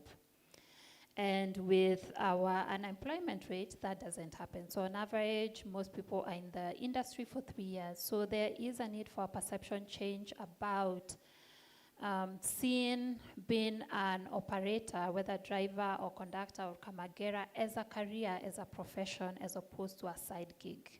And that can only happen if we have trainings that make it into a career.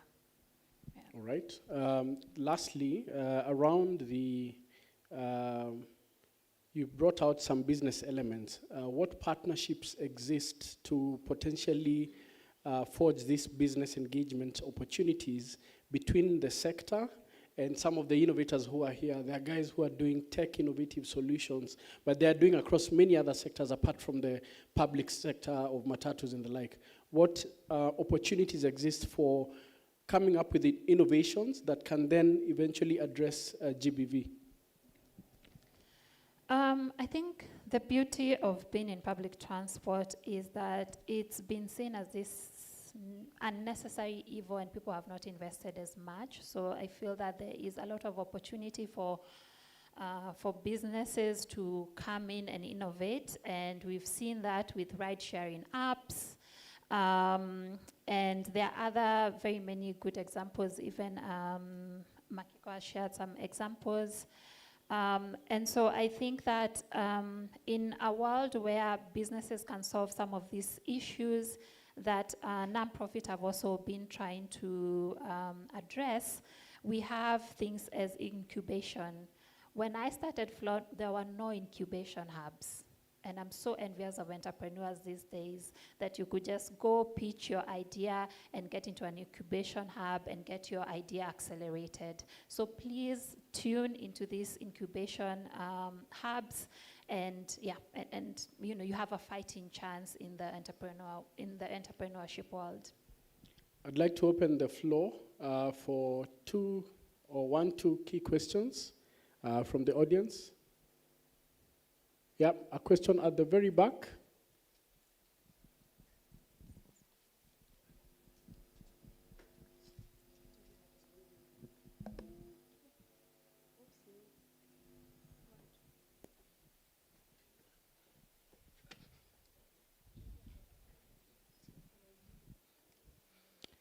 I have a question. As an executive of a Flown initiative, what type of sensitizations do you have that can change the diversity of people's thought in the incoming of 5 years to come, so that we reduce the intake of people being stigmatized with their disabilities into the communities? What type of sensitization does your initiative normally bring to the ground? Thank you for that. Should I wait for the next question or answer first? Okay. Yes, so we have training programs for operators and managers on issues of gender-based violence, and we help public transport organizations develop sexual harassment policy and develop customer service charters. And we also have a training for operators on how to support and interact with persons with various disabilities. Yes, so that is just in brief what we do. Yeah. And I've already talked about the chapters we have with women in transport, trying to get more women into the industry. Yeah.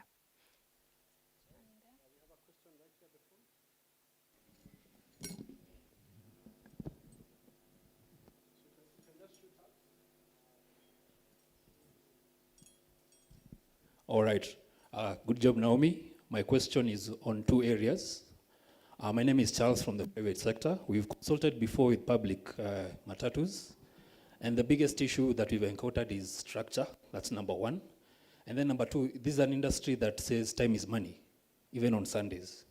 So there's usually an issue of getting the exact time to do the training, because I've heard you've mentioned about the opportunity of training. So my question is, how do you navigate the issue of structure, lack of structure that is, as well as lack of timing, lack of availability? Thanks.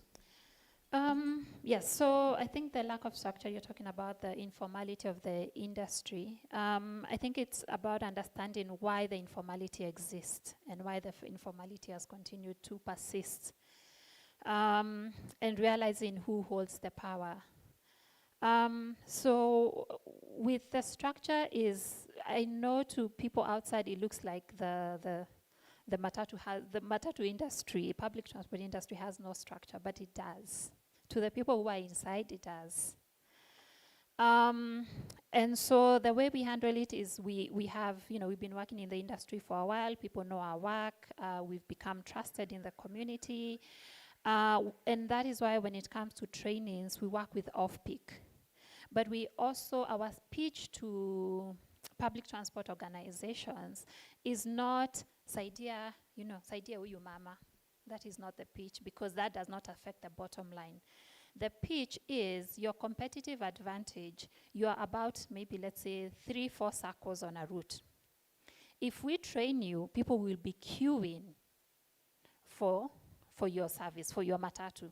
You've gone to stages where there are other circles in that queue, and people are waiting for this particular public transport organization to come, and you wonder what's wrong with these other matatus. And so our pitch is that we will increase your bottom line. And I think at the end of the day, and that's why I'm saying, you need to figure out what people care and tap into that. And for public transport operators, it's unfortunately the bottom line. Yeah. Right. I think we shall wrap it up at that point. I think just your closing remarks quickly around specific interventions by on GBV in the sector. Just one intervention, quick highlight of one radical intervention. Oh, wow. Yeah, that's like the $1 million question. I think if I had an answer to that, I'd be very rich. I think it's multidisciplinary approach, and we've seen the power that ride-sharing apps have been able to revolutionize the industry. We've seen a lot of safety measures put into ride-sharing apps. I've even, seen around the world where ride-sharing apps are able to even help persons with disability. So you'll get in, you have a profile as a person with disability, you say, this is the support I need, and that driver has been equipped with the skills to help you. So I think tech will be probably the $1 million idea. Thank you so much, Naomi. Let's give her a proper round of applause as we invite on stage Alice, who will then lens us around the work of the nexus of GBV with period poverty and some of the work that they are doing.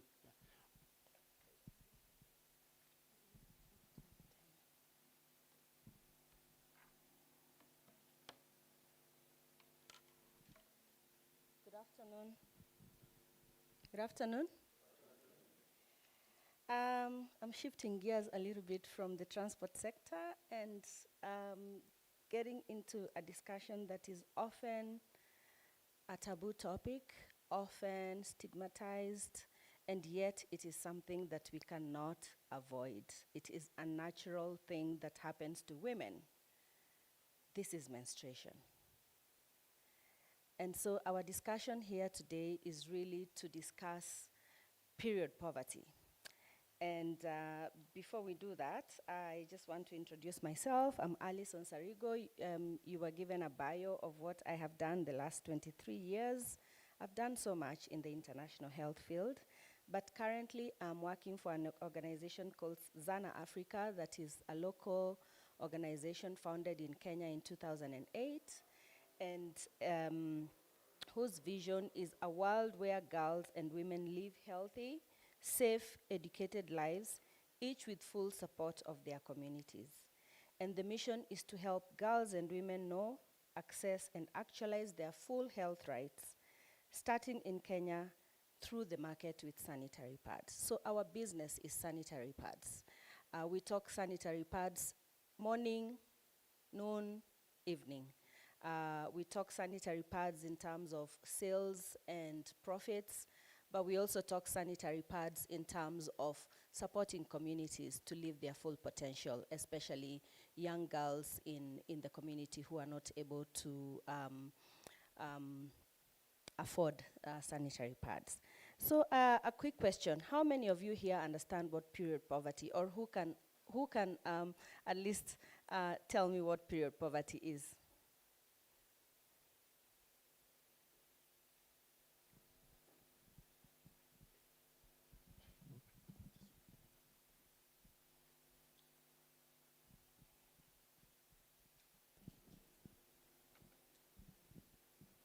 Good afternoon, everyone. My name is Gloria.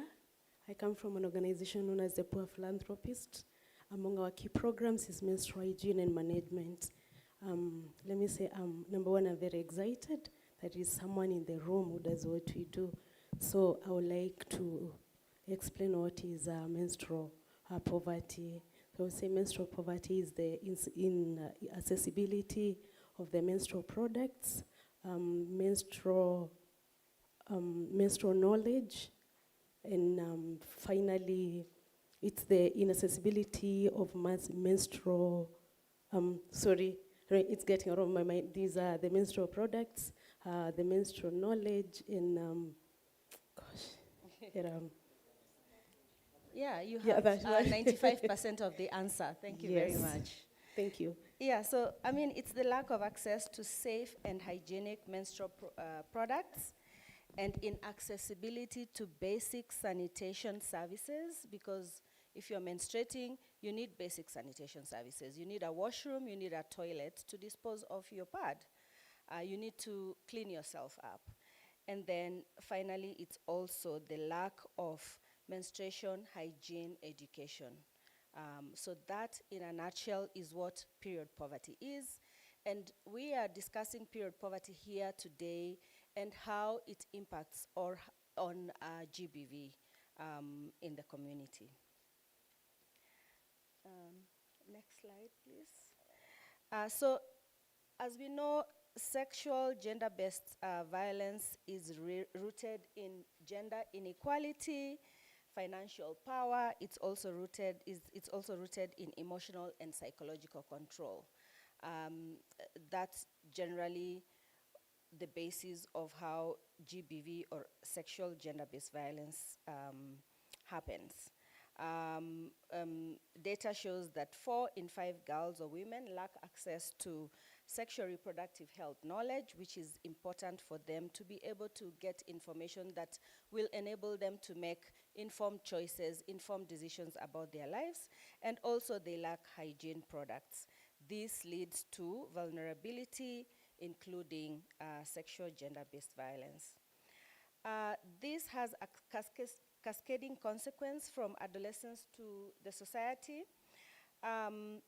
The sexual debut nowadays is around 11. In fact, I think it's gone down to 9 or 10. And most of this sex is unwanted or it's forced. It's not, you cannot expect a 10-year-old girl consenting to sex. So if a 10-year-old girl had sex, it was forced on that child. That's a child who does not have, who is not able to make decisions about their body. Transactional sex for pads exists, which covers at least 10% of girls are having transactional sex so that they can afford pads. And this is not something that they would like to do. It's just that they need a commodity, and because they need that commodity, then they offer their bodies to be able to get some money so that they can buy pads. 65% of poor women in Kenya cannot afford sanitary towels. So I'm just giving you a lowdown of some important statistics so that you can understand where the GBV comes in. 50% of pregnancies are unplanned, and this perpetuates poverty. A lot of these pregnancies are with children, 16, 15, 14-year-old children. I have met some of these girls, and Makiko talked about being in a meeting where there were many girls who are children. They're not 18, but they have children or they're pregnant. Do you think that those children really went ahead and had consented sex? I don't believe so. I think most of them, it's because of situation. Most of them, it's because they have been forced into sex, and so they end up pregnant. And most of these girls have told us, if I knew the information you're giving us now, because part of the work we do is to provide health education and education on safety, so that these young girls are able to make informed choices, understand what it means to consent, understand what it means to say no. If somebody is touching you inappropriately, what does that mean? So we teach girls this information, and when we talk to girls who already have babies, they are sad because they say if they had this information, then they wouldn't be in the situation they are in. 23% workplace absenteeism is due to menstruation. This perpetuates poverty, which creates vulnerabilities, and in the end, and eventually also creates incidences where there are GBV cases. So as I continue just framing the problem, pads are expensive in Kenya and in the world. We know that. The Kenyan government has tried very hard to reduce the cost on pads, but they are still expensive. We know that the Kenyan government has reduced taxes on pads, taxes on importation, or a VAT on importation of pads, but still pads continue and remain very expensive to 65% of women whom I told you are not able to afford pads. So in low-income countries, an estimated 61% of women and girls still lack access to safe, affordable menstrual products. Women in some African countries spend up to more than 8 times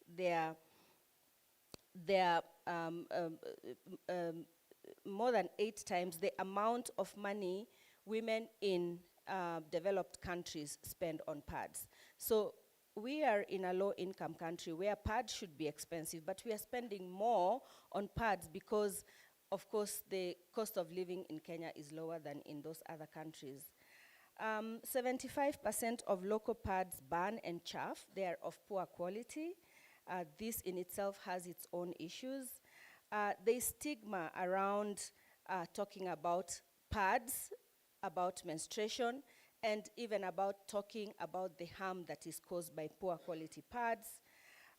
Use of unhygienic sanitation products may make women and girls susceptible to reproductive health and urinary tract infections, which in turn leads to infertility, which in turn perpetuates GBV. We know very well if a woman does not have children, if she's infertile, that's one reason why she would be beaten by the husband, because she's not able to give birth. Just to expound the issue of lack of, the other issue is lack of sanitation, toilets, and lack of pad disposal. These are all issues that are out there. And we know of a story recently that was in the news of a company that stripped women down to find out which woman had menstruated and put their pad in a bin in the company, a place where they were not supposed to place the bin. We say that access, pad poverty includes what? Access to sanitation. And access to sanitation equals disposal. This woman did not have access to that. And then she was emotionally traumatized by being told to strip down to see if she's the one. I mean, it was a number of women who were stripped down to see which one of them is having their pads and threw their pads in a bin. This is a company that is supposed to provide sanitation facilities for their workers so that they're able to dispose of their pads. But this did not happen. Instead of that, the women were emotionally abused, if I may say so, for lack of a better word. I know of a girl several years ago who was raped. She had been dropped in school early in the morning by her parents, and this is a personal story. I know of this person because she's a daughter of a friend. In Kikuyu, she had been dropped to school by her father, and the school she was in did not have good sanitation facilities. So while in school, at some point during the day, she started her periods, but because they do not have pads in school and they do not have proper sanitation facilities, she decided to walk home. And she walked home through a forest, and you can imagine what happened. The girl was raped. Why? Because she was in search of sanitation facilities that should be provided by the government, by the school, so that the girl didn't need to walk home if there were proper sanitation facilities in the school, and if the school was offering pads for the girls. And so of course, she had to undergo trauma counseling and all that, but these are just some of the stories that bring out the issue. In 5 years, new menstruators in Africa will equal 2/3 of the US population. I'm just trying to bring out the numbers, the demographic dividend that is out there. And this is because I know most of you are looking to go into business. And so there is business potential out there because 45% of this population is under 15, so there's potential for business in this area. But this also increases the problem, because the more new menstruators are coming into the world and issues are not being dealt with, then the more the problem becomes bigger and bigger and bigger. Lack of education has dire consequences. That's another thing. The lack of knowledge on sexual reproductive health, issues of consent, predisposes adolescents to sexual violence. Women are 4 times more likely to be a victim of domestic violence. 21% of Kenyan children are mothers. Like I said, we have so many children out there who are pregnant, not because they wanted to be pregnant, but because of situation. Accurate, rights-based health education is hard to access. We all know of a child who was shamed not too long ago in a school, and she went home and committed suicide. Why? Because the teacher stigmatized the whole menstruation situation, and she was shamed by a woman, a female teacher, and the girl went home and committed suicide just because she was going through a natural thing that happens to all women. Parents feel ill-equipped to have difficult conversations about sexual reproductive health with adolescents, and so many questions still remain unanswered for both boys and girls out there. In the morning, one of our speakers talked about harmful social norms that predispose girls and women to GBV. One of them is female genital cutting, and the onset of periods entrenches some of these harmful practices. Once a girl has turned 13 or they have seen their periods, they are considered ready for marriage in some communities. They are considered ready for early marriages in some communities. Some of them are considered ready for sex, and so men look at them, you know, like mature women who can have sex, and yet they're still children. So these social norms, some of these social norms predispose young girls to issues of violence. Boys feel pressured to adopt toxic masculinity. The issue of borders, buying pads for girls, it's not innocent. They buy these pads for girls so that they can get something in return. And most often than not, the something in return is sex. And it's not consensual sex, it is forced sex. Yeah? So all these things they have a ripple effect in the impact in health, the impact in education, the impact in economic outcomes, and the circle goes on and on and on and on. What are we doing as Zana Africa? So as Zana Africa, we have a business model where we produce pads in Kenya, affordable, good quality pads that have been developed with the Kenyan girl in mind. The co-creation happened between the organization and Kenyan women. So the pad was co-created together with an array of girls and women in Kenya. And so we sell a pad called the Nia pad, which is of high quality, does not burn, does not chafe. We've had very good feedback about the quality of pad. My daughter uses it, I use it. It's of very high quality, and it's also affordable. So our main aim is to ensure we provide a quality pad that is affordable to enable women out there access menstrual hygiene products. Together with that, we provide access to health education, sexual reproductive health, menstrual hygiene education.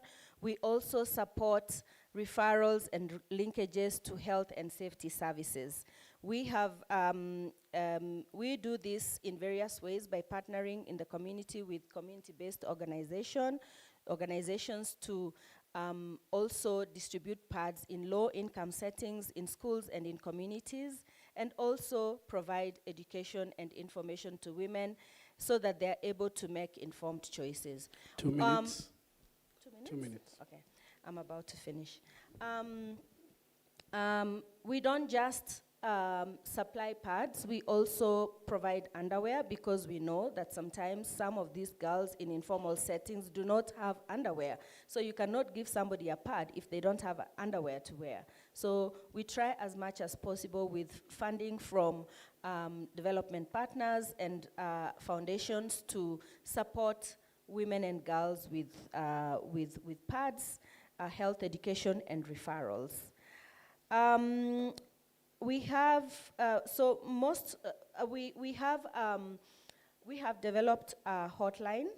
Most of the hotlines that we all know in Kenya are hotlines to report cases, hotlines to get a service, maybe a GBV service or an emergency service. But the hotline that we have developed, that we have coined the Near Health Link, answers questions on health and safety. So girls, women, boys can call the hotline. They can get information on health and safety. We also have a chatbot. We have taken advantage of artificial intelligence and developed a chatbot which girls and boys and women and men who have access to a smartphone and have access to data can chat and get information on menstrual hygiene and other broader sexual reproductive health topics. And then we are able to make referrals to local and digital health services. And also our pad packet, which is also outside, it's been displayed outside at the entrance, has information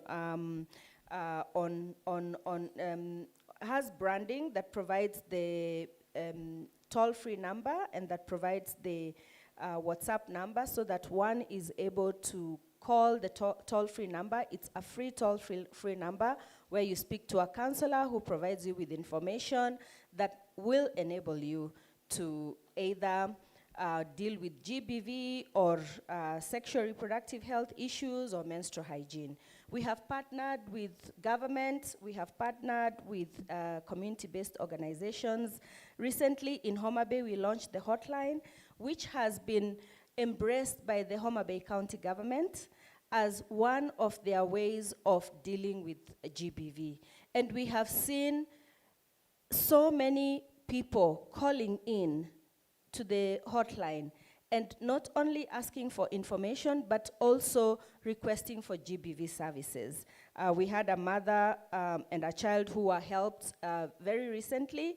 Her child, a disabled child, was actually abused by a family member. They called the hotline and we were able to link them to an organization that supports them to access justice.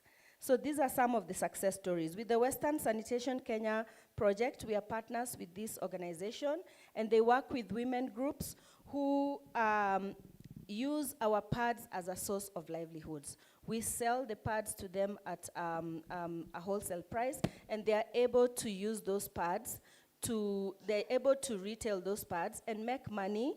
And this is empowerment to the woman. The woman is able then to use this money to feed their families or provide any needed services within the community. Thank you very much. Thank you so much. A proper round of applause. And I'd like, even as we take the quick questions, 2 questions to her, I'd like to lend them to the audience before I wrap up with the questions. I would request Salma to just bring one of her pads that are outside for showcase here, at least, bare minimum. So questions from the audience. I see a question at the back. 2 questions on this side. Any question on this side? All right, 1 question. Yeah. Hello, I'm Nancy Gakuru from Bar Hostess Empowerment and Support Program. Nancy from Bar Hostess Empowerment and Support Program. My question is, as much as you make pads, do you consider the vulnerable group in the slums, the little girls who can barely afford a meal? Can you partner with the government, or we advocate for provision of free pads? In schools, especially in public school, they provide books. Can the books be brought with pads, that girls can be given pads? Because the government is able to provide condoms and the girls are not able to get pads. This is what is driving girls to be young parents. We have so many teenage parents because they did not get a pad. And if they are going to school, they'll be assured that in school I'll get pad instead of books, or books and pads. Please, can we advocate that the government will partner with us for provision of pads, free pads for school-going children? Thank you. Thank you. You're already innovating around the solutions, and that's what we want to lens into. So you'll be able to respond to that. But let's take the second question. There's a lady here at the front.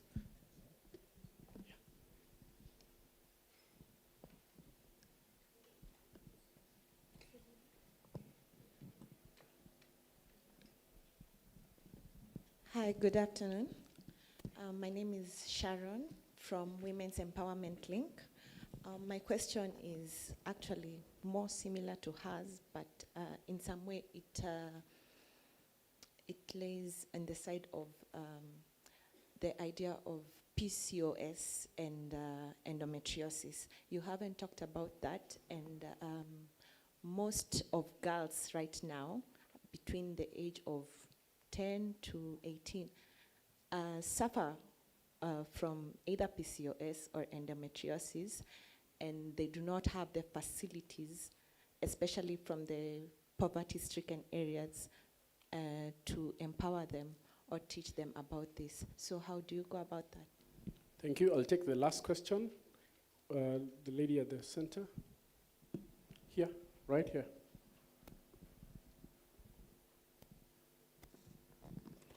Hello, good afternoon, everyone. My name is Magdalene Lipesa from Bar Hostess Empowerment and Support Program. My question basically will be to, how do you make sure that, or do you have some ways that you are making sure that the pads, the affordable pads only benefit those, the girls, the vulnerable women that are not, that cannot afford, because we may have cases whereby we have, how do you call them, the joy riders, that they're just there, they are there just to benefit from it, but deep down they can afford the pads. So another thing is, do you have anything around to make sure that we are curbing that syndrome of dependency when it comes to accessing the pads? Yeah, thank you. I'd like to wrap it up there. Okay, I'll open it. Maybe just a question, as my sister is handling the issue on menstrual hygiene. You see, you're doing a lot. Now I'm trying to ask myself, how can we help you as men?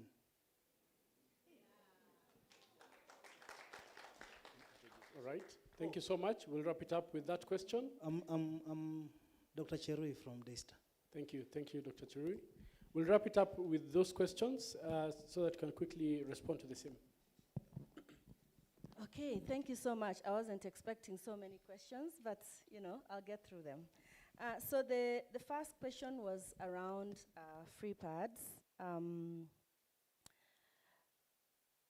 So the organization has two arms. We have a social enterprise arm that sells pads for profit, and then we have a charity arm that actually works within the community and provides free pads to vulnerable communities. And how do we do this? We work through community-based organizations that are already in the grassroots, who have identified vulnerable people within the community and work with those vulnerable people within the community. They are the ones who help us identify where to support, which schools to go to. Most of these schools are in the informal settlements. We go to Kibera, Madare, Huruma, and those are the areas where we interact with the young mothers. And so we are able to provide free pads as far as our funding can take us. But we are in collaboration, we are also working in collaboration with the government. Recently, we worked closely with Senator Gloria Orobwa when she was launching the menstrual hygiene bill. And so we are putting ourselves in boardrooms and in places where we can have discussions, discussions that can impact the communities, the vulnerable communities. For instance, we all know that there's a bill in government that says that all public schools should get free pads. Do all government schools get free pads? I don't think so, but some of them do get free pads. So we are in this together. We will continue advocating for this because for us, our vision is to see a country where, or a world where, women and girls are living to their full potential. PCOS and endometriosis, some of the topics that we are covering in our hotline, services are some of these questions. Girls call in and ask for information on PCOS and endometriosis. We are not experts in that, but then we are able to refer them to the experts who deal with those issues. We are able to refer them to hospitals because they should be seen by gynecologists. And so we are able to make referrals to county or sub-county hospitals where these girls can be seen and where they can be taught how to deal with these issues, because we know that some of these issues are issues that do not happen once, but are chronic and lifelong. 10 seconds for the last response. I think I've covered pads for vulnerable women. For us to ensure that it's only the vulnerable women who get the pads, we work with community organizations that are already in those communities. Male involvement is key, especially in dealing with social norms and cultural norms that disenfranchise women. I think if we do not include men in this discussion, then we are losing in this discussion, both in menstrual hygiene, but also in gender-based violence. We need to include men in all this discussion. We try as much as possible as well to include boys in schools. When we are talking about these issues in schools, we don't only talk to girls. We also talk to the boys in schools because they also need to understand what women go through when they're having their periods. They need to understand what women go through. They need to understand GBV. They need to understand all these issues that women go through so that they're able to treat women better. So I think it's imperative that all projects or all activities, all projects in menstrual hygiene, in gender-based violence, need to include men because they are the gatekeepers of social and cultural, most of the social and cultural norms in the community. Thank you so much. Thank you so much. Let's give her a round of applause. I think quite a number of issues have come up around accessibility, affordability, last mile, getting those who cannot afford to get pads. There are quite a number of opportunities that have also been presented around business opportunities to model on that. I hope you've been able to record that so that can lend you into the dispensation of the innovations or ideas that you come up with at the end of the session. We'll now swing in quickly to GVRC, represented very ably by Alberta. So over to you, Alberta, to be able to share with us your inputs.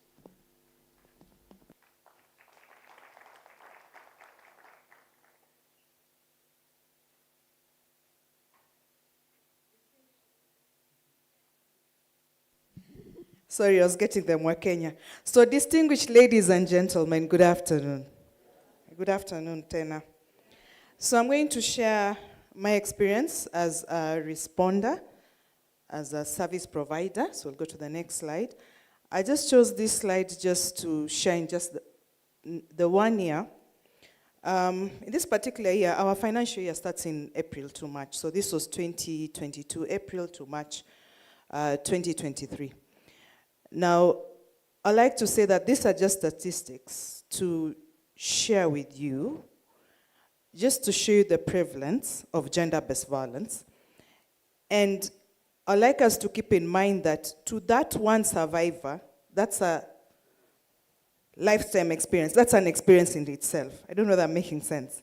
It's not about the numbers, but to that one survivor, it's 100% violence. Yeah?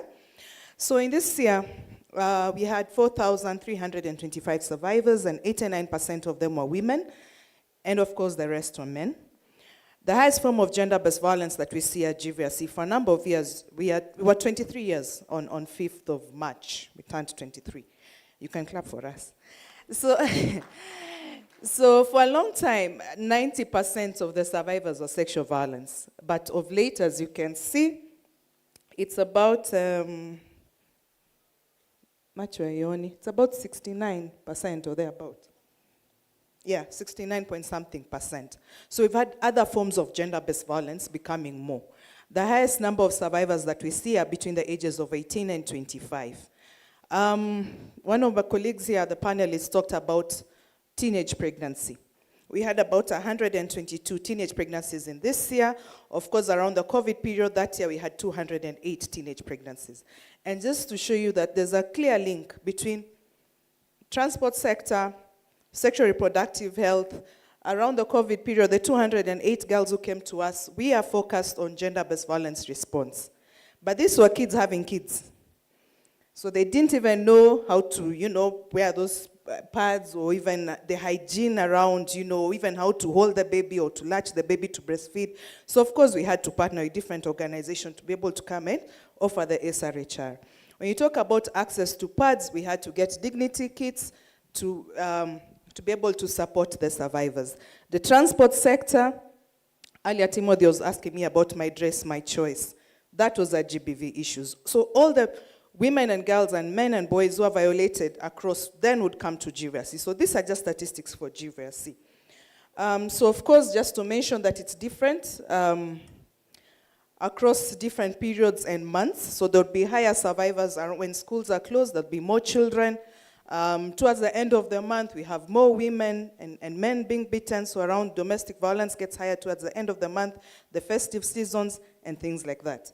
The highest referral has been from the police recently, in the last 3 years. That's really impressive. For a long time, it used to be self-referral. So that just shows you the different sectors working together. We can go to the next slide. So I think this is covered. What I'd like to mention is that GVRC works in 9 hospitals, so we have 9 centers, but we have used our model to replicate the same into 14 other centers that we've opened at the country, in the counties and sub-counties hospital. The rest has been covered, so we'll go to the next slide. I'd like to share the journey from prevention to prosecution to social reintegration and just give a bit of prevention. So this is the survivor's journey. So when survivors are violated, there are different ways I've mentioned. One, it's the police. So they would report to the police and come over to GVRC. They'll report to different service providers and come to GVRC. Through the helplines, for us it's also a reporting mechanism, but also providing counseling and guidance services. And there are different hotlines, including the police, the National Helpline 1195, among others. Now, they would have this treatment at the Gender Violence Recovery Centers or the GBVRCs or the hospitals. I'd like you to know that it's not a one-off visit to the hospital, but as an outpatient with no injuries, it would take you about 6 months to get that treatment. It will take a longer period to get the psychosocial support. For us, our program runs for about 1 year. It will take a much longer period to access justice. I'll speak to that later. So it's not a one-off. And if there are injuries, it will even take years. Yeah? So there is a lady from Lodwar who was abused, not last December, the other December. That's 2022, December, gang raped. Till today, she's coming for reconstructive surgeries, all the way from Turkana. So she has to come. There's a challenge even where to, keep her for the few days she's healing, because there are no medicalized shelters. Yeah, and things like that. Who's going to stay with her with colostomy bags and all the changing? So we also then have shelters. Yes, we have shelters in Kenya. We're in the process of trying to standardize the shelters. And with the support of State Department of Gender Affairs, we have 81 so far in total. There's a shelter network. But a lot of these shelters are actually privately owned. There's even a gap in registration of shelters. So story for another day. But there are state-run shelters, about 3 of them. There are others, yes, that NGAF has built, but just the building, and not operationalization. So there are all those gaps that are being we try to address. So what support can the business community support with? Establishment of these shelters, or the financial needs, or even the pads, helping Zana have the pads in the vulnerable communities, job opportunities, and many more that I'll talk about. So at this point, if you're not so comfortable, just stand away from the screen, then I'll let you know how we get back. But I just thought I would share some of the few cases in terms of photos to just show you how real and gross gender-based violence is. And that's something I struggled with. I usually say, can I come and really, or invite you to GICA and see how raw it is, and maybe at that point we'll take action. But at the same time, how do you protect us, ourselves, and make sure we don't get secondary traumatized and so forth. So if you're not comfortable, just don't look at the screen so we can go ahead. So the first 2 months, so all these are survivors of gender-based violence. The woman you can see, she was violated physically. So at the bottom where this goes, that's a man whose penis was cut off. Far right up, right, that's a man who was burnt by the spouse with hot oil, and below is also then a survivor. We can move to the next slide. So I'd like to mention that gender-based violence, as earlier mentioned, can happen at any age. The youngest survivor I've seen, I usually say, is an unborn baby, because I've seen women who are pregnant and beaten, and they get miscarriages. I've seen children every other day. You can imagine 4,000 in a year. So in a day, it's like every other business, yes? Who are thrown in pit latrines, who are buried alive. Just the other day, there was a small baby who was malnourished, about 2-3 months, dumped in Rongai, HIV infected and all that. So we have to take them in, make sure they're okay, even before placement. The youngest survivor of sexual violence at GICA has been a 3-day-old baby. 3 days. 1 to 3 days. Sexually violated by a stepfather. The oldest has been a 105-year-old woman. It cuts across, whether you're rich, you're poor, slums, wapi. I just want to say that it's with us. Another thing I'd like to mention is it's not done by aliens. It's done by us. Even us here could be perpetrators or survivors. Even us here, am I making sense? Yeah? We go for family functions and see someone with a black eye, but we don't discuss it. What do we discuss? The family issues, and ignore. And you know very well that Alberta's husband beats Alberta, but we don't want to face it. 68% of the alleged perpetrators who come to GICA know their perpetrators, of survivors know their perpetrators. And then a big chunk of that actually family members. So it's real, it's with us. I'm glad we're calling it out, Makiko. So the second section will be the prosecution. So currently they're called SGBV courts. So there are specialized courts that have been set up in NCAJ, with the CJ taking lead, and a number of development partners, just to make sure that there are friendly courts to the survivor. Friendly, I mean that you won't stand here and the perpetrator is there and the cameras and in the middle of who stole a chicken and everything else, or you're having a judiciary that's not sensitive to the issues or not understanding the Sexual Offences Act and other laws. So that's there, and also accessibility. Still are the challenges, but that's a good start. Around COVID, FIDA came up with virtual courts. So they would have, because then to accelerate access to justice. So they had these virtual courts that women and girls are able to go through their cases. But the court processes, the 46.1 billion mentioned earlier by NGEC, but also Makiko, was done in 2016. So now, of course, it's higher. But in there was also the cost of going to court. So the cost of gender-based violence is not just the medical and psychosocial, but it's also the access to justice, the loss of opportunities. Yeah? When you're beaten, you want to go to work for some time and things like that. We do not even look at the family violence. The children who've grown up in such spaces are not comfortable. And then again, also the legal aid, who prepares then the survivors to be able to talk about their cases. So there are organizations that do that. Next slide, please. 10 minutes bado. Rakisha. So social integration, there are life skills we can have functional referrals, spaces, just to be able to make sure then the survivor goes back to normalcy. Government agencies, we work with the children departments, we work with different organizations, that to be able to make sure that survivors are protected and they're able to go back to their spaces. I know we've worked with National Gender Equality Commission, TSCs here. They would also tell us that these children being abused and so forth, or adults. The next one is prevention. So we can't just sit and sing about the response, but we also do then prevention programs. So there are programs in schools, there are programs in communities, there's enhancement of service providers. Next slide, expertise. And this is one of my favorite photos, the last few months. So this is a King and Queens Club in partnership with the Teacher Service Commission. So this is a program that has run for over 10 years.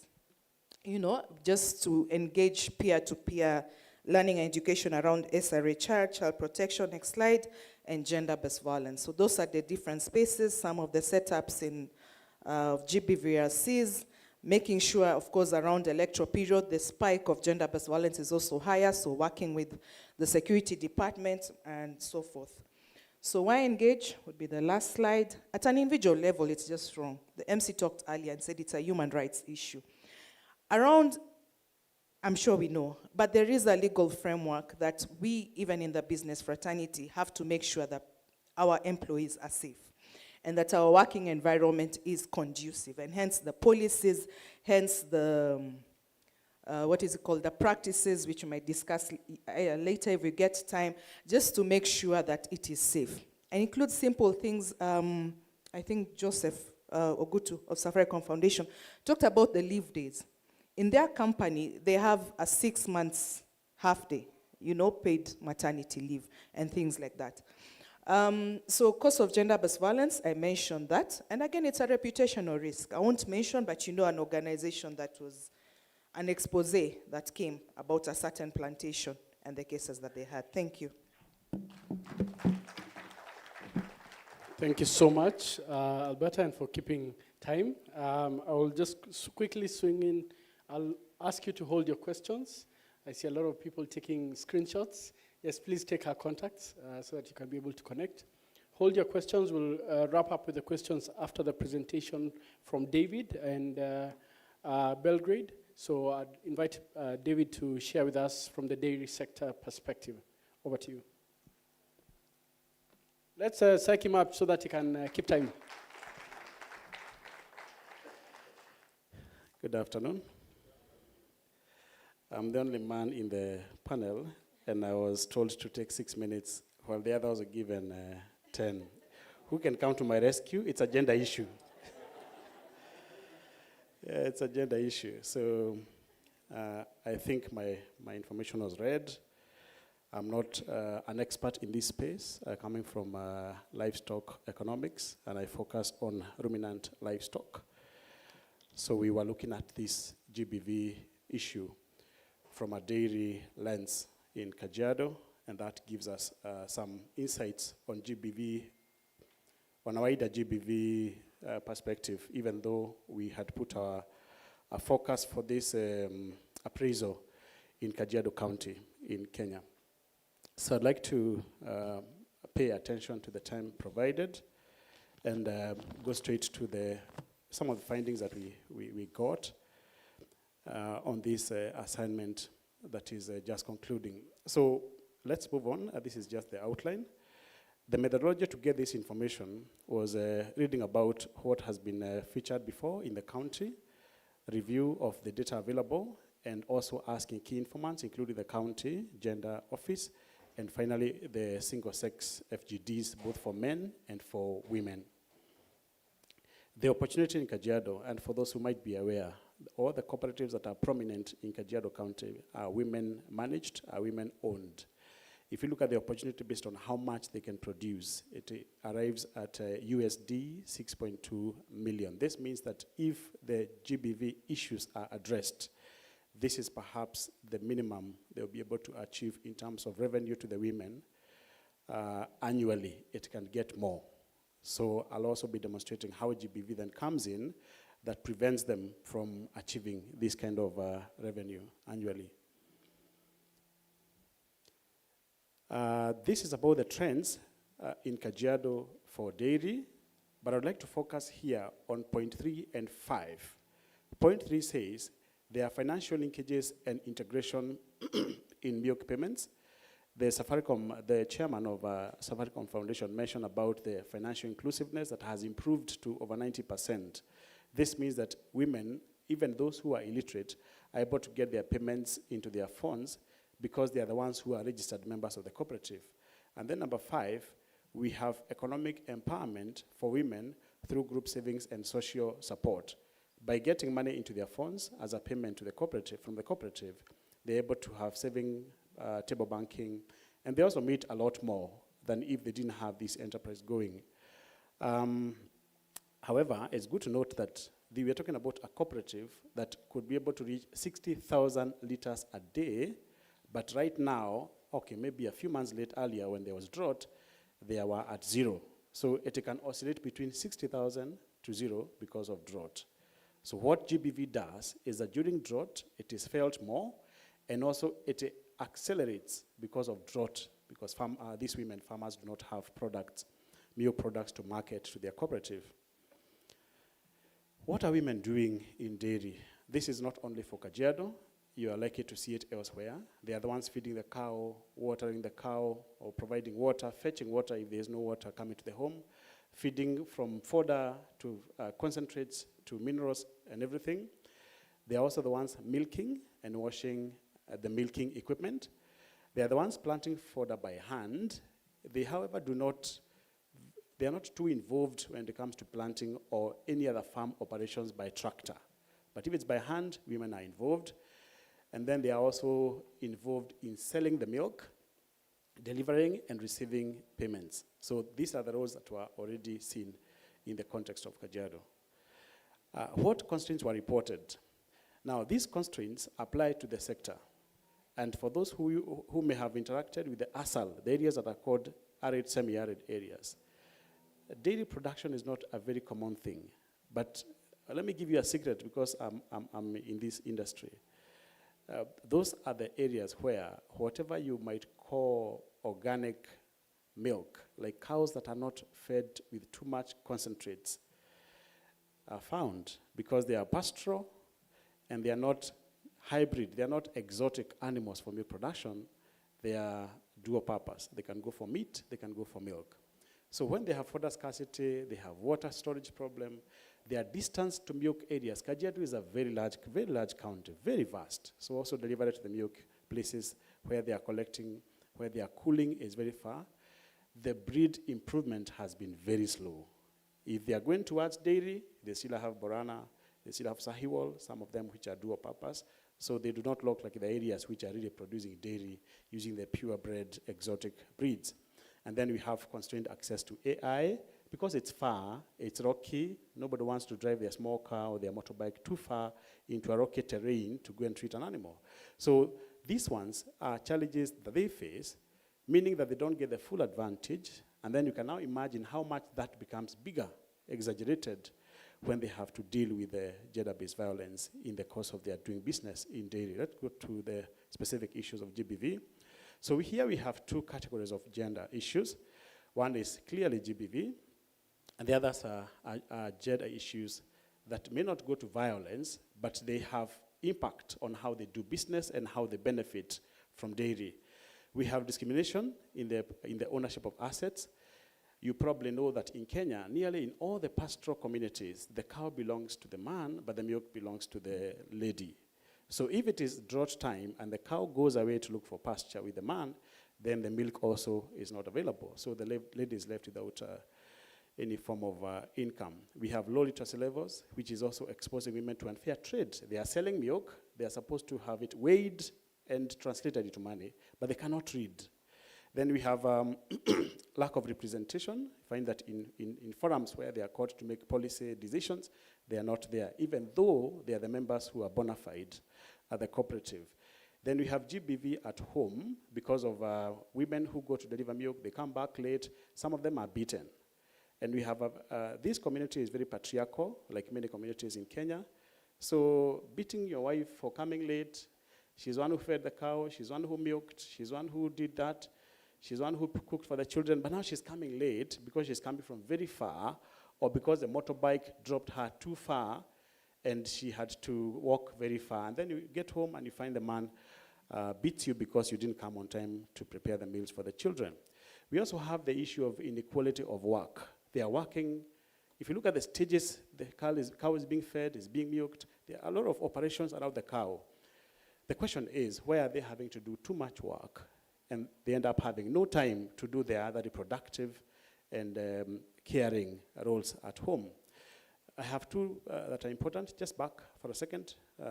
We have, during the periods which have been talked about here, some of them don't feel hygienic enough to milk the cows. So they may miss a sale for that day. And they also don't go to the market because they want to take care of themselves at home because they don't have the facilities. And these speakers have spoken very well about those issues. So I don't want to repeat that. I think I'll mess it up because I'm also not an expert in the gender issues. But this has been highlighted, that when they don't feel clean, they will not milk or they won't handle the equipment because they don't have the products. And then they end up doing a lot of tedious roles and which are very intensive. Like someone walking for 6 kilometers on a rocky terrain alone, you can see the exposure. And if there has been any rape or violence, gender violence cases reported, some of them have emanated when they are actually doing their normal duties in dairy. Next, yeah, so GBV was higher when there was no milk. Good to relate that. When we have no milk, drought time, no fodder, the cases of GBV statistically were shooting. Then we have loss of livelihoods. They have no money, so they run out of cash when there's no milk. And when they have no money, they are more likely to be violated at the domestic level. Then loss of animals also creates a lot of idle boys and idle men, because predominantly this community is a livestock rearing community.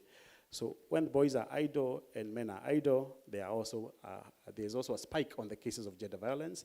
Then you have family conflict, where women sometimes are denied to sell their milk. If the husband feels that you didn't do a good job, you did something wrong, then you're denied selling the milk.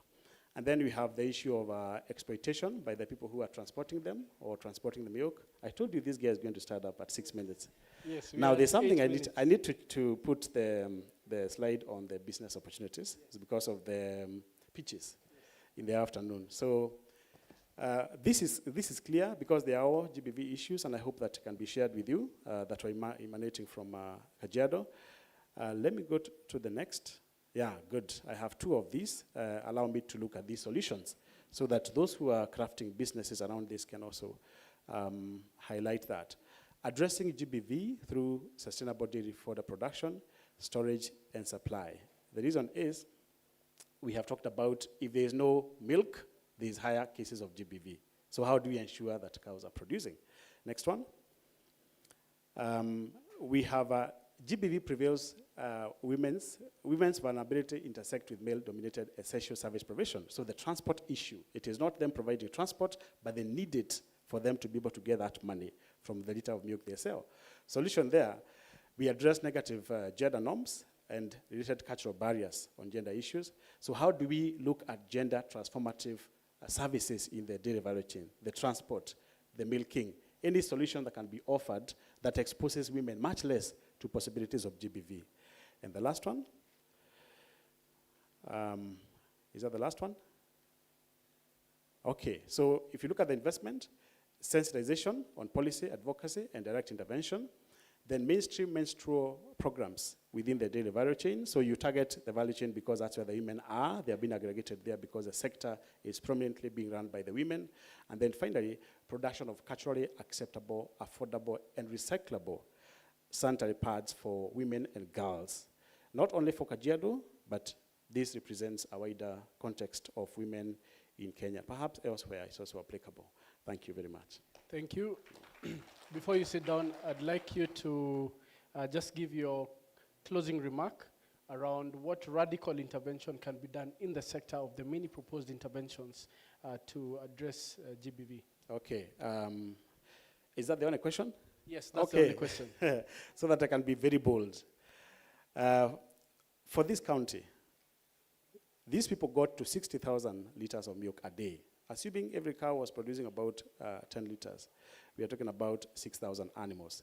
If there can be an enterprise that brings those cows together next to where the factory is, so that the distance is removed, and these women own these cows as their own shares and they get their incomes on the phone, then the issue of having to take the cows away because it's a drought, it's eliminated, the distances eliminated, the transport eliminated. That is the most bold. However, if you have to go a bit step by step, it is improving the transport to be women-friendly and also to be less exposing the women to any risks of GBV. But the boldest is that one. Cluster the animals and reduce all these other problems. And then women will own these cows as shares into that company. Then we feed the cows together, treat them together, and women are the bosses, they're the directors of this enterprise. So I'm a business guy, so I had to give that bold recommendation. Thank you. Thank you so much. Yeah. I'd like to give Belgrade just a minute to give feedback on the same around GBV in the dairy sector. I would give a very brief case scenario of a lady called Silantoi. It is just a case scenario in Kajiado. This is a lady who has to wake up very early in the morning at 4 a.m. She has to prepare the breakfast for the children and also get the feeds for the animal. During that time, she has to go get the feeds for the animal. It's very early in the morning, quite dark, no electricity around that village. She's very susceptible to facing GBV, like sexual violence or assault on her way to get the feeds. She has to come back, also go and fetch water, very far, some kilometers away. She has to come back, feed the cows, give them water. The same woman is expected to cook for the children and to cook for the husband and to ensure that the house is in order. During this period, the time is very short for this woman. So the husband will come back. Not much has been done. She'll be blamed that this is your role and you have not done it. She'll be beaten by the husband. That is domestic violence, very common in the households in Kajiado. This same woman has to make sure that she has sold milk to be able to provide food for the family. So during the evening, she has to deliver this milk maybe to the main road, the tarmac area, 20 kilometers from her home. She's also susceptible to face abuse on her way to deliver the milk or while coming back. She can't tell her husband that I was raped on the way. The husband will blame her that, no, you're having extramarital affairs. So the husband will not want to understand. But at the same time, the husband is depending on the proceeds from this milk to be able to feed the family. 5 days in a month, Silantoi has to experience her menses. She's in pain, she cannot work. As expected, her productivity has been affected. The husband will come back home. Silantoi cannot tell her husband that I'm experiencing my menses, so I'm not able to work as I usually do. The husband will not understand. She cannot explain that to the husband. So at that particular point, the chores has not been done, so Silantoi is also viable to be beaten up by her husband. So that is the sad reality that the women are facing in this area. Another thing, Silantoi feeds the cows, fattens the cows. At the end of the day, on Thursday or Friday, it's a market day for selling the animals. The husband is taking these animals to go and sell them, goes straight to Kitengela. You know Quiver? All the money is being spent there. He comes back home, and he expects food on the table. So Silantoi also has to find a way in which she's going to feed her family. Remember, she's the one who has been fattening these cows, feeding these cows, but she doesn't have control to those resources. The husband gets the resources, goes to Kitengela Quiver, spends all the money, comes back. There's nothing that the husband can provide to the family. Again, the burden still goes to Silantoi. So you get the sad reality that the women in these areas are facing, as much as they are trying their best to contribute to the dairy value chain, but those are the challenges they are facing. We get domestic violence, that is intimate partner violence in itself. There's sexual violence that these women are facing. There's also the economic violence. As much as you're saying that the milk belongs to the woman, sadly, the milk belongs to you. But the moment you sell that milk, that money, the man has to control how you're going to spend that money.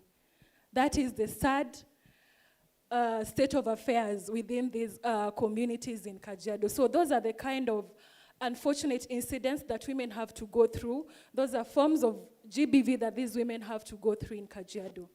Thank you. Thank you so much, Advocate of the High Court of Kenya. Belgrade, for wrapping it up pretty well. I want to take one question, just one question. The very first person who has shot up, and then we will wrap up the session.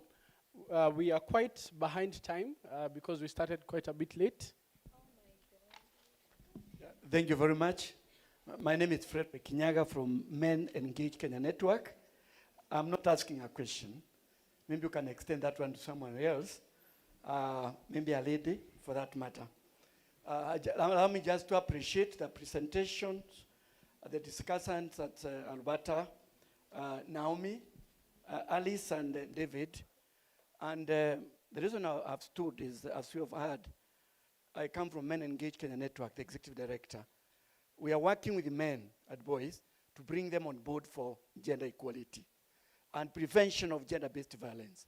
We are having a program in Kajiado that is training parents so that they can be able to talk to other parents to address these issues. And when I've been listening to all these things which we have been talking about today, very important. It's very clear.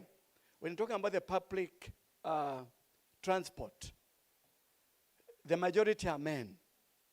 When you are talking about menstrual issues, we still see we need the men.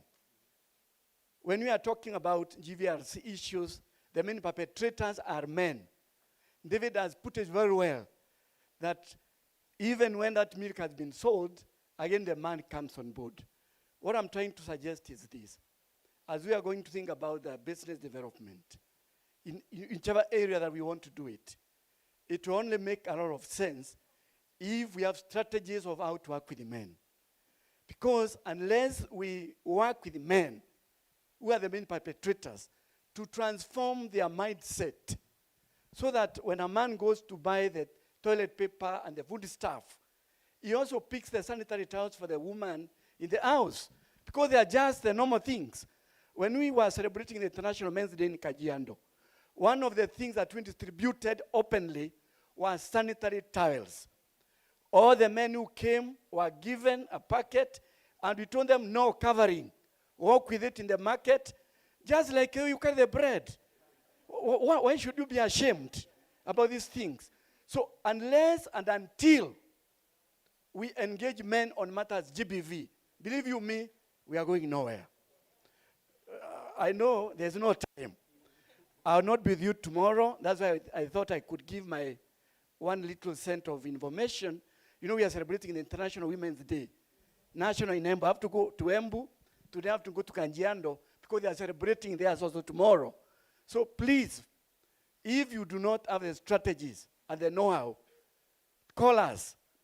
We have worked with Naomi, she knows. We have worked with Alberta, and we can give little information on how to engage men and boys for gender equality and to prevent these things.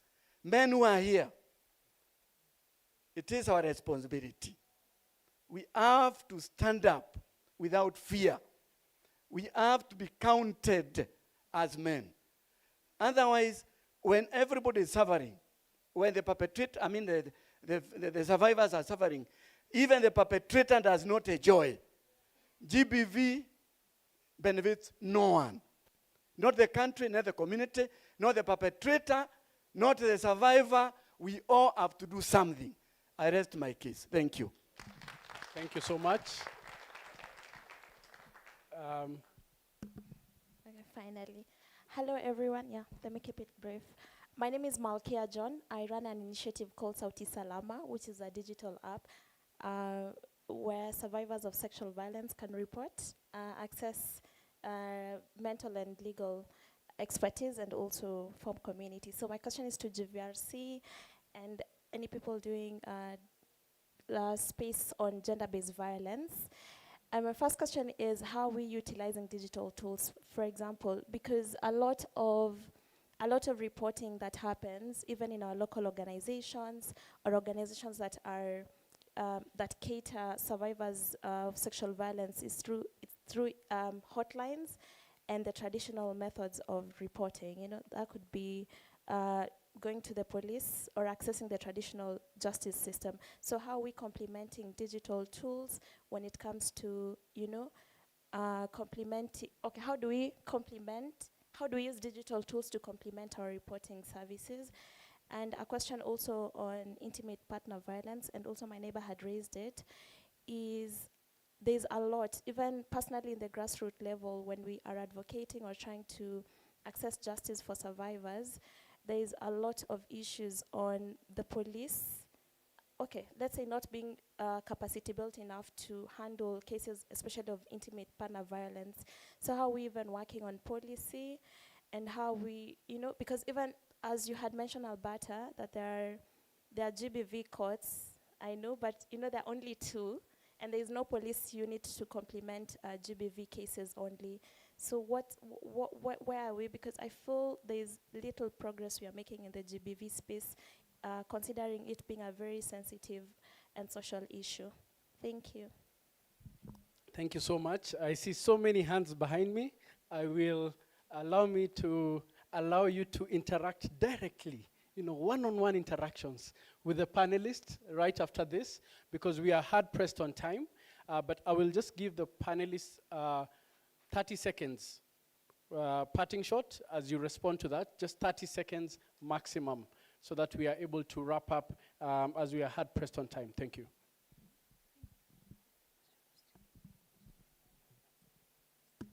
Okay, thank you. So thank you, Fred. I'll start with the digital platforms. So the digital platform, so there's the apps, Makiko shared some examples before. So there's the apps for reporting, there's the apps in terms of referral, there's, they're called pocket guides, for example, for CHPs that have been developed for easier reference. So there are a couple of them being used, but also games. She gave an example of games. So these are used not just for reporting and response, but also for prevention. But there's still a big opportunity even for this business sector or space to be able to support in the same. Because some of the gaps that we have, so we are good, for example, in service delivery, but we're not good in tech.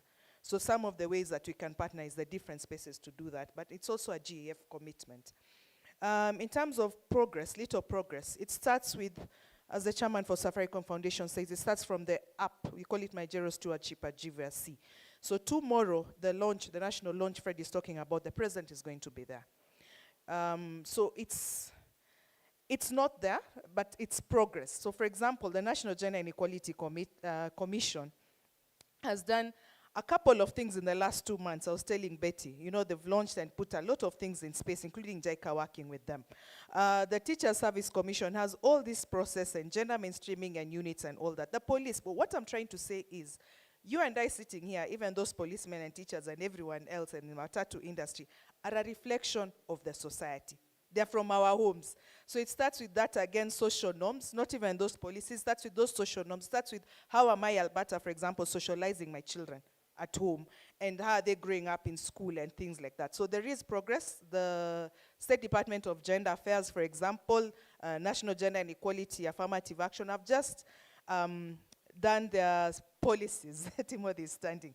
The better, the current government has a whole section on women and what is to be done for women.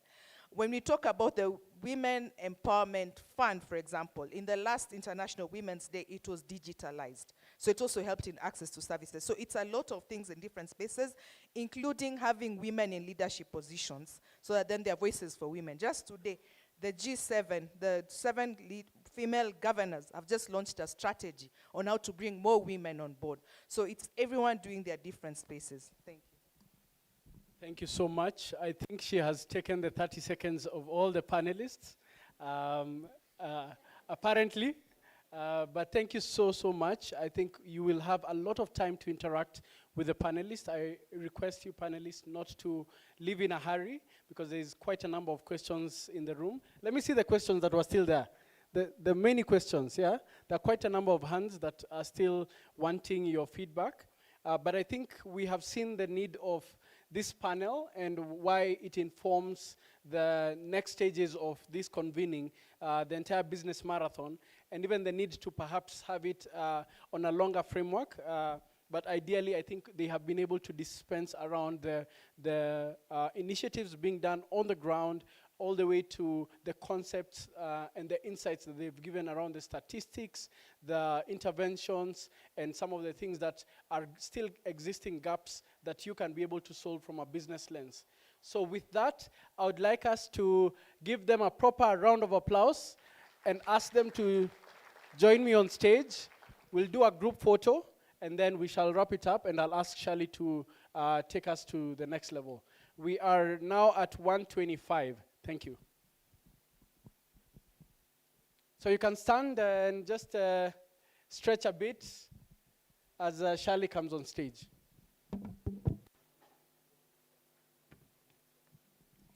Thank you for that amazing panel, Timothy. To our panelists, we thank you all.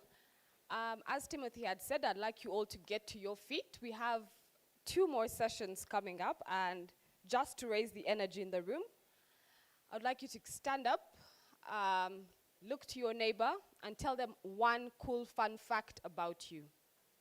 So, one cool fun fact about yourself. And I need your neighbor to be laughing, because whoever is laughing the loudest will get a present.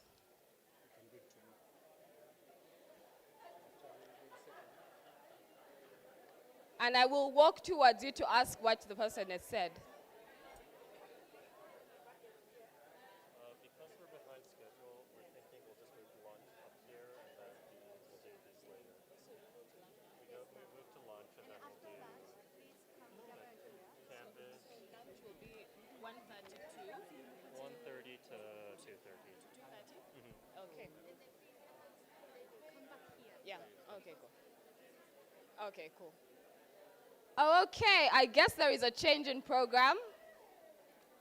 So while we had scheduled, may I please have your attention? May I please have your attention, please? So while we had scheduled to have 2 more sessions, I've just been informed by the organizers that we will step out for lunch, starting at 1:30, and at 2:30 we will all converge at the auditorium to continue with the idea pitches and the business model canvas session.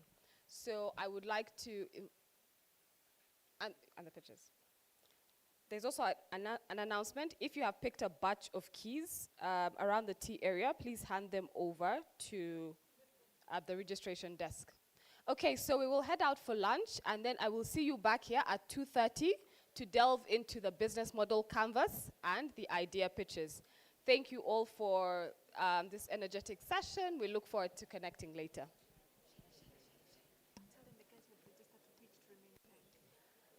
For those of you who have registered to pitch, may we please meet you at the front of the stage.